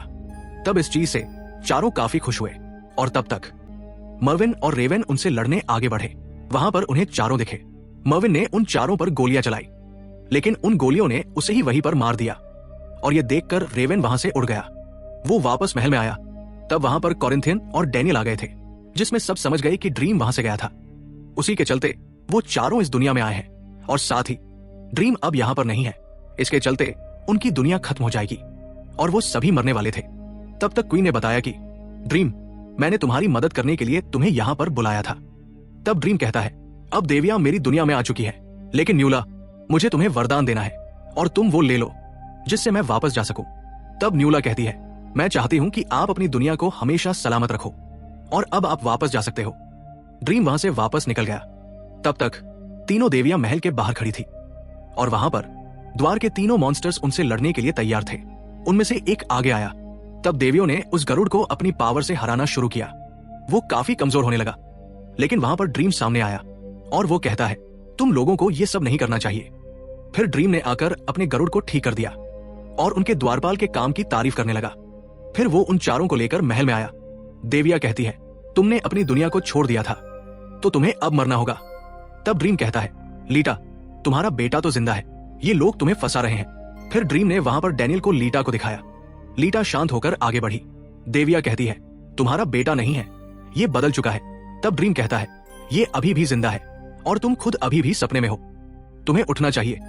तब लीटा ने अपने शरीर को महसूस कर लिया, लेकिन देविया उसे अपनी दुनिया में ले गई और कहा कि ड्रीम ने तुम्हारे बेटे को बदलकर अपनी दुनिया का बना लिया है और वो उसे हमेशा के लिए लेकर जाने वाला था, इसलिए तुम उसे मार दो। लीटा मान गई। तब चारों ड्रीम की दुनिया से गायब थे। ड्रीम कहता है, वो लोग वापस आएंगे, इसलिए मैं उनसे लड़ने के लिए तैयार हूं और पहले मुझे अपने महल से दूर जाना होगा ताकि तुम लोग सेफ रहो और उसके लिए मुझे लीटा के पास जाना होगा। फिर ड्रीम कैट के घर पहुंचा। कैट कहती है, देवियों ने मुझे जिंदा रहने में मदद की है, इसलिए मैं उनकी मदद करती हूं। तब ड्रीम कहता है, मुझे लीटा को मारना होगा क्योंकि उसने मेरी दुनिया को काफी तबाह किया है, लेकिन कैट ने ड्रीम को रोकने के लिए निशान बनाए थे जिससे वो कुछ नहीं कर सकता था। ड्रीम कहता है, इंसानों को मारने के और भी तरीके होते हैं। कैट कहती है, ये सब लीटा के चलते नहीं, तुम्हारे चलते हुआ है। हम सभी ने अपने बच्चों को खोया है, लेकिन तुम किलर नहीं हो और वो बच्चा तुम्हारा साथ कभी नहीं देगा अगर उसे पता चला कि तुमने उसकी मां को मारा है। फिर कैट नाश्ता लेने गई, लेकिन ड्रीम समझ चुका था और वो वहां से चला गया। न्यूला ने कैन से कहा कि वो वापस जाना चाहती है। कैन दुखी हो गया, कहता है, तुम मर गई तो मेरा क्या होगा? इस दुनिया में कोई मेरी परवाह नहीं करता। न्यूला कहती है, कैन, तुम हमेशा मेरे भाई रहोगे और चाहो तो मेरे साथ चल सकते हो। कैन ने मना किया, लेकिन उसने न्यूला का मेकअप ठीक कर दिया और न्यूला ने उसे थैंक्स कहा और सपनों की दुनिया जाने के लिए निकल गई। तब ड्रीम अपने नौकरों से मिला। वो कहता है, मैं लीटा को मार नहीं सकता, इसलिए अब मैं देवियों से लड़ूंगा और मैं सपनों की दुनिया से दूर जा रहा हूं। मैं तुम सबको बाय बोलने आया हूं। डेनियल सब संभाल लेगा और मैं हर चीज के लिए तैयार हूं। सब नौकर दुखी हुए क्योंकि ड्रीम के वापस आने की उम्मीद कम थी। ड्रीम कहता है, शुक्रिया, तुम सभी ने मेरा काफी साथ दिया है, मैं तुम्हें याद रखूंगा। फिर ड्रीम ने उन्हें सेफ जगह भेज दिया। रेवन अभी भी उसके साथ था। ड्रीम कहता है, मैं वापस नहीं आ पाऊंगा, तुम शायद आ जाओगे। लेकिन रेवन साथ छोड़ने को तैयार नहीं था। दोनों सपनों की दुनिया से दूर आने लगे, देवियों से लड़ने के लिए तैयार। ड्रीम ने देवियों को बुलाया और कहा, जंग खत्म करो। देवियां सामने आ गई। ड्रीम डर रहा था, लेकिन पूरी तरह तैयार था। इस दौरान बाकी नौकर ड्रीम को बचाने का तरीका सोच रहे थे। लूसी ने बताया कि कॉरिंथियन को ड्रीम ने बहुत प्यार से बनाया था और अगर वो नहीं आया तो कैसे भी डेनियल को दुनिया संभालनी होगी। फिर डेथ वहां आई। कॉरिंथियन डर गया। डेथ कहती है, मैं तुम लोगों में से किसी के लिए नहीं आई हूं, मैं अपने भाई के लिए आई हूं। फिर देविया कहती है, तुम्हें हमारे साथ चलना होगा। ड्रीम कहता है, मैं तुम्हें यहां से निकाल दूंगा। देविया कहती है, हम अपना काम खत्म किए बिना नहीं जा सकते और लीटा तुम्हारे महल के बाहर है, वो तुम्हारी दुनिया बर्बाद कर देगी। लीटा तलवार से दुनिया को काटने लगी और वो बर्बादी महल तक जा रही थी। ड्रीम समझ गया कि वो कुछ नहीं कर सकता। वहां उसने रेवन को कहा, किले में वापस जाओ और मेरी बहन डेथ को यहां भेजो। रेवन दुखी होकर चला गया और ड्रीम ने पूरी तरह खुद को तैयार कर लिया। तब तक डेथ ने डैनियल को शांत होने के लिए कहा, क्योंकि उसे पता था कि सब ठीक होगा। और वहां पर रेवन आया। तब उसने डेथ को कहा, तुम्हें अब जाना होगा। तब डेथ इस चीज से दुखी हुई। दूसरी तरफ न्यूला पोर्टल के पास गई। तब उसे रानी टाटियाना मिली। न्यूला कहती है, रानी मुझे प्लीज वापस जाने दो, क्योंकि मुझे ड्रीम की मदद करनी है। तब रानी कहती है, तुम वापस नहीं जा सकती जब तक तुम मेरी तलवार अपने साथ नहीं ले जाओगी। फिर उसने न्यूला को तलवार दी और न्यूला काफी खुश हुई। वो तलवार लेकर पोर्टल से आगे बढ़ी। तब तक डेथ और ड्रीम साथ में बैठ चुके थे। वहां पर ड्रीम का इंतजार पूरा हुआ। डेथ कहती है, भाई मुझे तुम्हारी परवाह है। ड्रीम पूछता है, क्या इस चीज में मेरी गलतियां थी? डेथ बोली, अब काफी देर हो चुकी है और मैं तुम्हें बहुत अच्छी तरह जानती हूं, जिसमें तुम इससे भी ज्यादा अंधेरे से वापस आ चुके हो, लेकिन इस बार तुम वापस आना नहीं चाहते। ड्रीम कहता है, मैंने अपने बेटे की 2 बार जान ली थी। पहली बार मैंने उसकी मदद नहीं की, इसलिए वो मरा, और दूसरी बार मुझे पता था कि उसके मरने से क्या होगा, और उसी के चलते मैं भी बदल गया हूं। ये सपनों की दुनिया अब बदल चुकी है और इसे संभालने लायक मैं नहीं रहा। डेथ कहती है, तुम इस दुनिया को छोड़कर डिस्ट्रक्शन की तरह जा सकते थे। ड्रीम जवाब देता है, मैं ऐसा कभी भी नहीं करूंगा। और वहीं पर देवियों ने कहा, तुम्हारा महल अब तबाह हो रहा है, जिसमें महल के साथ साथ सपनों की दुनिया लीटा के वार से बर्बाद हो रही थी। तब देवियों ने ड्रीम को मारने के लिए कहा। डेथ बोली, तुम लोग हमारे बीच में नहीं बोलोगी। देविया डर गई, क्योंकि डेथ उनसे काफी ज्यादा पावरफुल थी। फिर डेथ ने ड्रीम से उसकी इच्छा पूछी। ड्रीम ने अपनी दुनिया को बचाने के लिए खुद की कुर्बानी देने का फैसला कर लिया। डेथ ने कहा, तुम सच में बदल चुके हो? ड्रीम बोला, नहीं, मैं अब थक चुका हूं। फिर डेथ ने उसका हाथ थामने के लिए कहा, ताकि वो उसकी आत्मा को स्वर्ग तक ले जाए। उधर न्यूला ने तलवार निकाली और उसने आगे बढ़कर लीटा का सिर काट दिया। दूसरी तरफ ड्रीम ने डेथ को अपना हाथ दिया और वहां एक बहुत बड़ी रोशनी चमकी। डिलीरियम और गोल्डी असली दुनिया में घूम रहे थे। तभी गोल्डी अचानक गायब हो गया। डिलीरियम समझ गई कि शायद अब ड्रीम नहीं बचा होगा। उधर लीटा अपने सपने से उठ गई। कैट का कुत्ता भागकर डिलीरियम के पास आया, क्योंकि वो असल में उसी का कुत्ता था। दोनों खुश हुए। तब कैट आई और डिलीरियम से मिली। कुत्ते ने बताया कि कैट ने मेरा बहुत ध्यान रखा। डिलीरियम खुश हुई और कैट को गिफ्ट देना चाहती थी, लेकिन कैट बोली, तुम जो गिफ्ट देती हो उसके साथ और भी चीजें मिलती हैं, और मैं ड्रीम के मरने से बहुत दुखी हूं। कैट चली गई। डिलीरियम ने अपने कुत्ते से कहा, मेरा भाई ड्रीम हमेशा के लिए चला गया है। कैट घर पहुंची, उसे लीटा मिली। कैट बोली, मॉर्फियस अब मर चुका है, डैनियल जिंदा है, लेकिन तुमने मॉर्फियस को मारा है, इसलिए वो तुम्हारे पास कभी नहीं आएगा। लीटा ने पूछा, वो कहां है? और अब डैनियल ड्रीम के महल में था, जहां नया सूरज उग रहा था। किसी को समझ नहीं आया कि आखिर हुआ क्या है। लूसी कहती है, दया की देविया शायद यहां से चली गई होंगी। कॉरिंथे ने ड्रीम के बारे में पूछा और पीछे से ड्रीम ने उन्हें बुलाया। वहां डैनियल अब नया ड्रीम बन चुका था और काफी बड़ा हो चुका था। और इसी ट्विस्ट के साथ एपिसोड 10 खत्म हुआ। लास्ट एपिसोड की शुरुआत में मॉर्फियस की शोक सभा होने वाली थी और उसकी तैयारी का काम न्यूला और लूसी को करना था, जिसमें वो लोग ड्रीम को बचा नहीं पाए थे और अब वो लोग ड्रीम के बिना वहां से जाने के बारे में सोच रहे थे। तब कॉरिंथियन कहता है, नया ड्रीम जानना चाहता है कि मेहमान कब तक आएंगे। तब वहां पर रेवन नाराज था और वो वहां से चला गया, क्योंकि वो ड्रीम के मरने से काफी दुखी था। तब न्यूला ने डैनियल के बारे में पूछा। तब कॉरिंथियन कहता है, वो काफी कंफ्यूज है, जिसमें डैनियल दोनों को उनके पुराने कपड़े वापस कर दिए थे। तब ये देखकर लूसी चौंक गई। वहां पर कॉरिंथियन कहता है, वो पहले वाले ड्रीम जैसा ही है।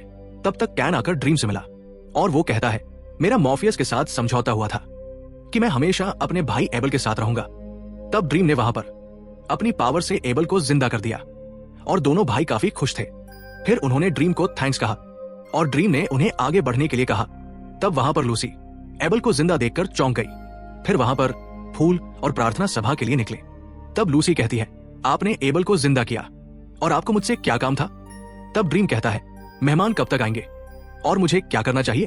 तब लूसी कहती है, हमारे ग्रंथों के हिसाब से मेहमान कुछ ही देर में आ जाएंगे, जिसमें आप प्रार्थना सभा में नहीं आ सकते और उसके बाद आप अपने भाई बहनों से मिलोगे। तब ड्रीम मान गया, लेकिन वो ड्रीम अभी भी इस दुनिया को समझ नहीं पा रहा था और उसे उसके भाई बहनों के बारे में कुछ खास नहीं पता था और उसने लूसी की मदद मांगी। तब लूसी कहती है, मैं यहाँ पर किंग मॉर्फियस के लिए आई थी और शायद मैं वापस भी चली जाऊंगी। तब ड्रीम कहता है, ये तो तुम्हारी मर्जी है।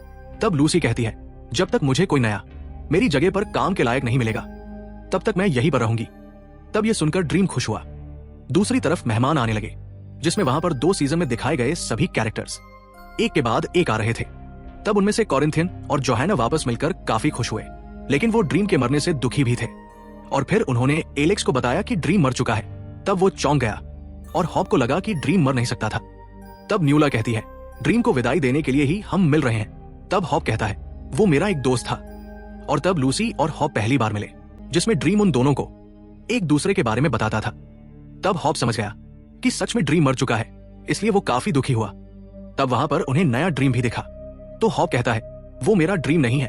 तब तक ड्रीम ने मॉर्फियस के पुराने सामान को देखा और उसे कुछ बीज मिले।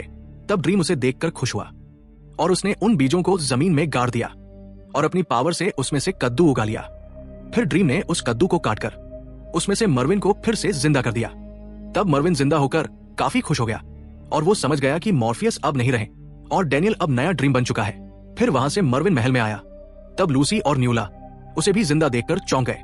तब मरविन कहता है, ड्रीम सबको जिंदा कर रहे हैं। तब वहां पर लूसी और न्यूला को ये चीज सही नहीं लगी और तब तक ड्रीम ने अपनी पावर से गिलबर्ट को भी जिंदा कर दिया था। तब गिलबर्ट पूछता है, आप हमें जिंदा क्यों कर रहे हो?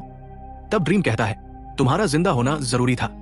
तब गिलबर्ट कहता है, नहीं, हमारी मौत जंग के बीच में हुई थी और अगर तुम हमें ऐसे ही जिंदा करोगे तो हमारी मौत का कोई मतलब नहीं होगा, जिसमें मैं पहले वाले ड्रीम की इमेजिनेशन से बना था और तुम्हें अब खुद की इमेजिनेशन से अपने नए सपनों की दुनिया में सपने बनाने होंगे। तब ड्रीम कहता है, मुझे नहीं पता मुझे आगे क्या करना है, बस मुझे ड्रीम की सभी चीजें याद है और तुम मेरी मदद करो। तब गिलबर्ट कहता है, मॉर्फियस अब मर चुका है, इसलिए मैं किसी की मदद नहीं कर सकता क्योंकि मैं भी मर चुका हूं और तुम तो वैसे मॉर्फियस को भी जिंदा कर सकते हो, लेकिन फिर हम सभी की मौत का कोई मतलब नहीं होगा। और मॉर्फियस ने तो अपने बेटे और इस दुनिया से प्यार के चलते अपनी जान दी थी, लेकिन अगर तुमने उन्हें जिंदा किया तो हम में से किसी की मौत का कोई मतलब नहीं होगा, इसलिए तुम्हें उन मौत की कदर करते हुए अपने रास्ते से आगे बढ़ना चाहिए। तब ड्रीम ने माफी मांगी और वहां पर गिलबर्ट कहता है, तुम काफी समझदार हो, क्योंकि ड्रीम कभी भी माफी नहीं मांगते थे। फिर गिलबर्ट वहां से वापस चला गया। तब तक बाहर ड्रीम के सभी भाई बन आ चुके थे और वहां पर वो लोग डिस्ट्रक्शन के ना आने से दुखी थे। तब वहां पर डेथ डिजायर को देखकर चौंक गया था, क्योंकि डिजायर ने कसम खाई थी कि वो ड्रीम के हाथों से किसी अपने का खून करवाएगा और फिर ड्रीम मारा जाएगा। तब डिजायर कहती है, मैंने कसम खाई थी, लेकिन मैंने ये नहीं किया है और मैं अब काफी दुखी हूं क्योंकि मुझे अपने भाई की याद आ रही है। फिर वहां पर रेवेन आकर उनसे मिला और फिर लूसी ने सबका स्वागत किया और उन सभी परिवार को अब मॉर्फियस की याद में स्पीच देने के लिए कहा।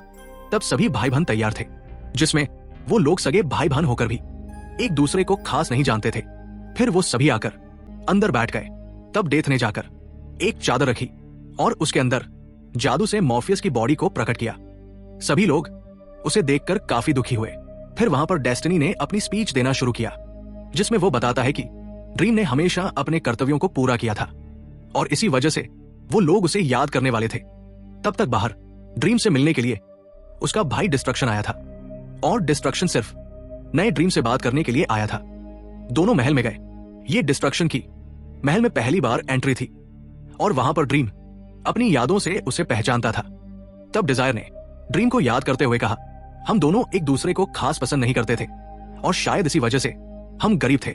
ड्रीम हमेशा सभी का ध्यान रखते हुए मदद करता था, भले हम उसके साथ कुछ भी गलत करें, लेकिन उसने कभी भी मेरे साथ गलत नहीं किया और ना ही मुझे छोड़ा, लेकिन इस बार वो हमको छोड़कर चला गया।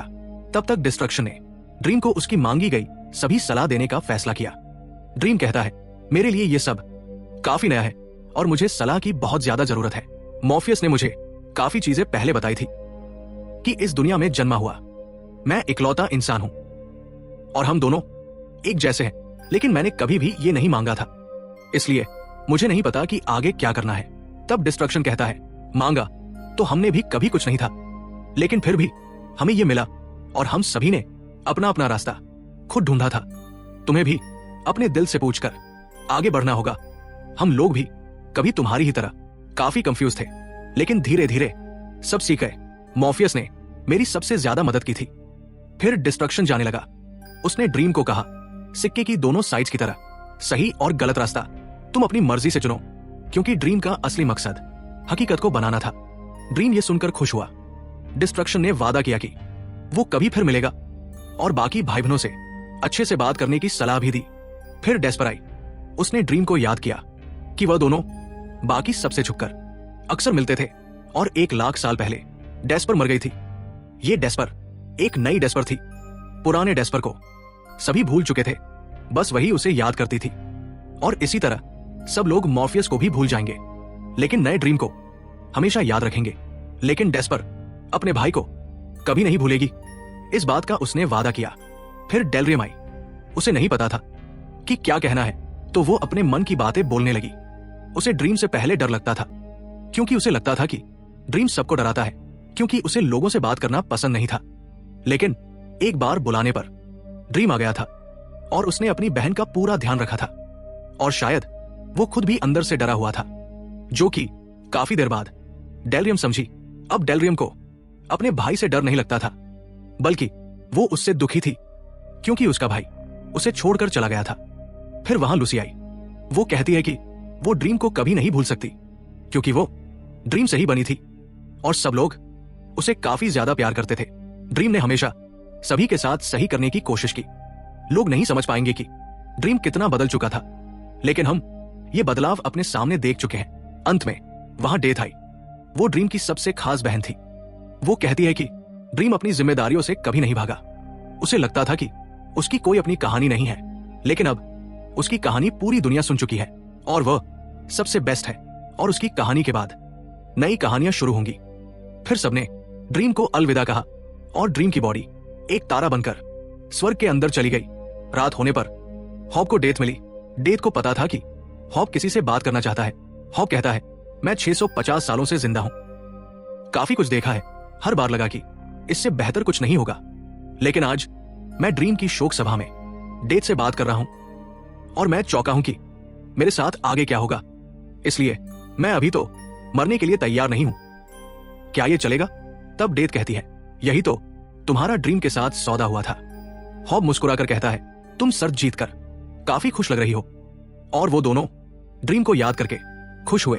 तब जोहाना कोरिंथियन से मिली। दोनों ड्रीम के बिना दुखी थे। जोहाना आगे के बारे में पूछ रही थी। तब कोरिंथियन कहता है, तुम चाहो तो मैं तुम्हारे साथ धरती पर रह सकता हूं।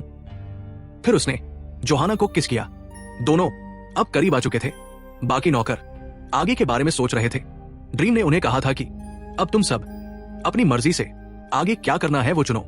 लूसी कुछ समय रुकना चाहती थी ड्रीम की मदद के लिए, और जब वो वापस जाएगी तब बाकी सब उसके साथ चलेंगे। इस बात का उसने वादा किया। वहीं पर रोज आई। वो कहती है कि लीटा कहीं मिल नहीं रही। फिर लीटा वहां आई, अपने बेटे डैनियल से मिली। उसे पहचान गई कि उसका बेटा ही अब ड्रीम बन चुका है। ड्रीम कहता है, अब मैं आपका बेटा नहीं हूं। डैनियल का इंसानी हिस्सा मर चुका है और आपने मॉर्फियस को मारा, इसलिए आपका मेरे ऊपर कोई हक नहीं है। मैं चाहूं तो आपको मार सकता हूं, लेकिन ड्रीम का काम किसी इंसान को बिना कारण के मारना नहीं है। तब लीटा कहती है कि ड्रीम ने मेरे बेटे और पति को मुझसे छीना था, और उसने ऐसा क्यों किया? मेरी क्या गलती थी? तब ड्रीम कहता है, तुम्हारी कोई गलती नहीं थी, और वैसे उनकी भी कोई गलती नहीं थी। इंसानों के साथ जो लिखा होता है वही होता है। उसी की वजह से सब जन्म लेते हैं और मारे जाते हैं, और उसी के चलते सबके साथ अलग अलग चीजें होती हैं, जिसका इल्जाम हम लोग एक दूसरे पर लगाते हैं और बदला चाहते हैं, लेकिन उस बदले का कोई मतलब नहीं होता। तब लीटा कहती है, मुझे मेरा बेटा वापस चाहिए। तब ड्रीम कहता है, मां, मैं हमेशा आपको यहीं पर मिलता रहूंगा। तब लीटा अपने बेटे से मिली और वो काफी ज्यादा दुखी हुई। तब ड्रीम ने लीटा को उसकी जिंदगी को एंजॉय करने के लिए कहा और लीटा वहां से निकल गई। वहीं पर लूसी आई और उसे ड्रीम का लीटा को ऐसे संभालना काफी पसंद आया। उसने बताया कि सब मेहमान निकल गए हैं। तब ड्रीम कहता है, अच्छा हुआ कि मैं वहां पर नहीं था, क्योंकि मुझे खुद के बारे में काफी ज्यादा चीजें और भी पता चली, और मेरे अंदर अभी भी मॉर्फियस की काफी यादें हैं। फिर भी मैं काफी कंफ्यूज हूं। तब लूसी कहती है, आप पहले एंडलेस हो, जो कि इंसान भी है, इसीलिए हम सब आपकी मदद करेंगे। ड्रीम ये सुनकर खुश हुआ। फिर वहां ड्रीम आकर हॉब से मिला। ड्रीम को हॉब याद था और वो कहता है कि तुमने मेरे पूर्वज को शेक्सपियर से मिलवाया था। तब हॉब कहता है, वो लड़का तब विल्स शेक्सपियर था और उसे ड्रीम ने ही विलियम शेक्सपियर बनाया था। और उसने ऐसा क्यों किया ये आज तक मुझे नहीं समझ में आया। तब ड्रीम कहता है शेक्सपियर ने भी यही पूछा था। फिर हमें कहानी पास्ट की देखने मिली जिसमें विलियम ने ड्रीम के लिए एक काफी बेहतरीन आइलैंड पर फंसे हुए जादूगर की कहानी लिखी थी, जो कि एक तरह से ड्रीम की कहानी थी। और उसी कहानी के बदले में ड्रीम ने विलियम को थैंक यू कहा और उसका कर्ज उसे ज्ञान देने का खत्म हो चुका था। तब वहां पर विलियम ड्रीम को नहीं जानता था और उसने अपने मालिक के साथ उसे घर पर ड्रिंक पिलाने के लिए कहा। तब ड्रीम उसे अपने महल में लेकर आया और वहां पर विलियम समझ गया कि ड्रीम सच में सपनों का किंग है और उसने ड्रीम से उसके लिखाए गए नाटक के बारे में पूछा। तब ड्रीम कहता है मुझे अपने लिए एक अच्छी कहानी चाहिए थी और उसी कहानी में मैं जो करना चाहूं वो कर सकता हूं, जिसमें एक इंसान अपने आइलैंड को छोड़ देता है और वो हर जगह खुद के हिसाब से घूमता है और वो अपना सब कुछ छोड़ सकता है, जो कि मैं अपनी दुनिया में कभी छोड़ नहीं पाऊंगा। इसलिए मुझे ये कहानी चाहिए थी। तब विलियम कहता है आप अपनी दुनिया को छोड़ सकते हो क्योंकि हर इंसान बदल सकता है। तब ड्रीम कहता है मैं इंसान नहीं हूं और मैं कभी भी नहीं बदलूंगा, लेकिन वो बदल चुका था। ये चीज ड्रीम ने खुद के नए वर्जन के साथ महसूस की। तब हॉप कहता है कि ड्रीम सच में बदल गया था और वो अपनी दुनिया से भी निकला। इसी चीज से हॉप काफी खुश था। तब वहां पर लूसी ने ड्रीम को बताया कि उसके भाई बहन शाही भोजन के लिए तैयार है। तब हॉप कहता है वो सब काफी अच्छे हैं और तुम्हें उनके साथ मजा आएगा, और अगर तुम्हें कभी भी दोस्त की मदद चाहिए होगी तो मैं यहां पर आता जाता रहूंगा। फिर लूसी ने ड्रीम को उसके भाई बहनों के बारे में बताया। फिर ड्रीम आकर अपने 5 भाई बहनों से मिला और वहां पर सभी लोग ड्रीम को देखकर काफी ज्यादा खुश हुए और वो लोग एक दूसरे को समझने के लिए पूरी तरह से तैयार थे। और इसी के साथ एपिसोड 11 खत्म हुआ। सीरीज के पोस्ट क्रेडिट सीन में हमें तीनों देवियां फिर से नजर आई, जो कि उनके मिशन के खत्म होने से काफी खुश थी। उन्हें लीटा भी काफी पसंद आई थी। फिर उन्हें नए मैसेजेस मिले जिसमें उन्होंने लिखा देखा सुबह जो फूल बने थे वो शाम तक मुरझा गए और ये कविता उन्हें समझ में नहीं आई और उन्होंने उस मैसेज को जला दिया। फिर वो लोग आगे की तैयारी में लग गई और इसी के साथ सीजन 2 खत्म हुआ। और अगर आप इस चैनल पर नए हैं तो लाइक सब्सक्राइब जरूर करें और आप कौन सी वेब सीरीज का एक्सप्लेनेशन चाहते हैं कमेंट में जरूर बताएं। Thank you.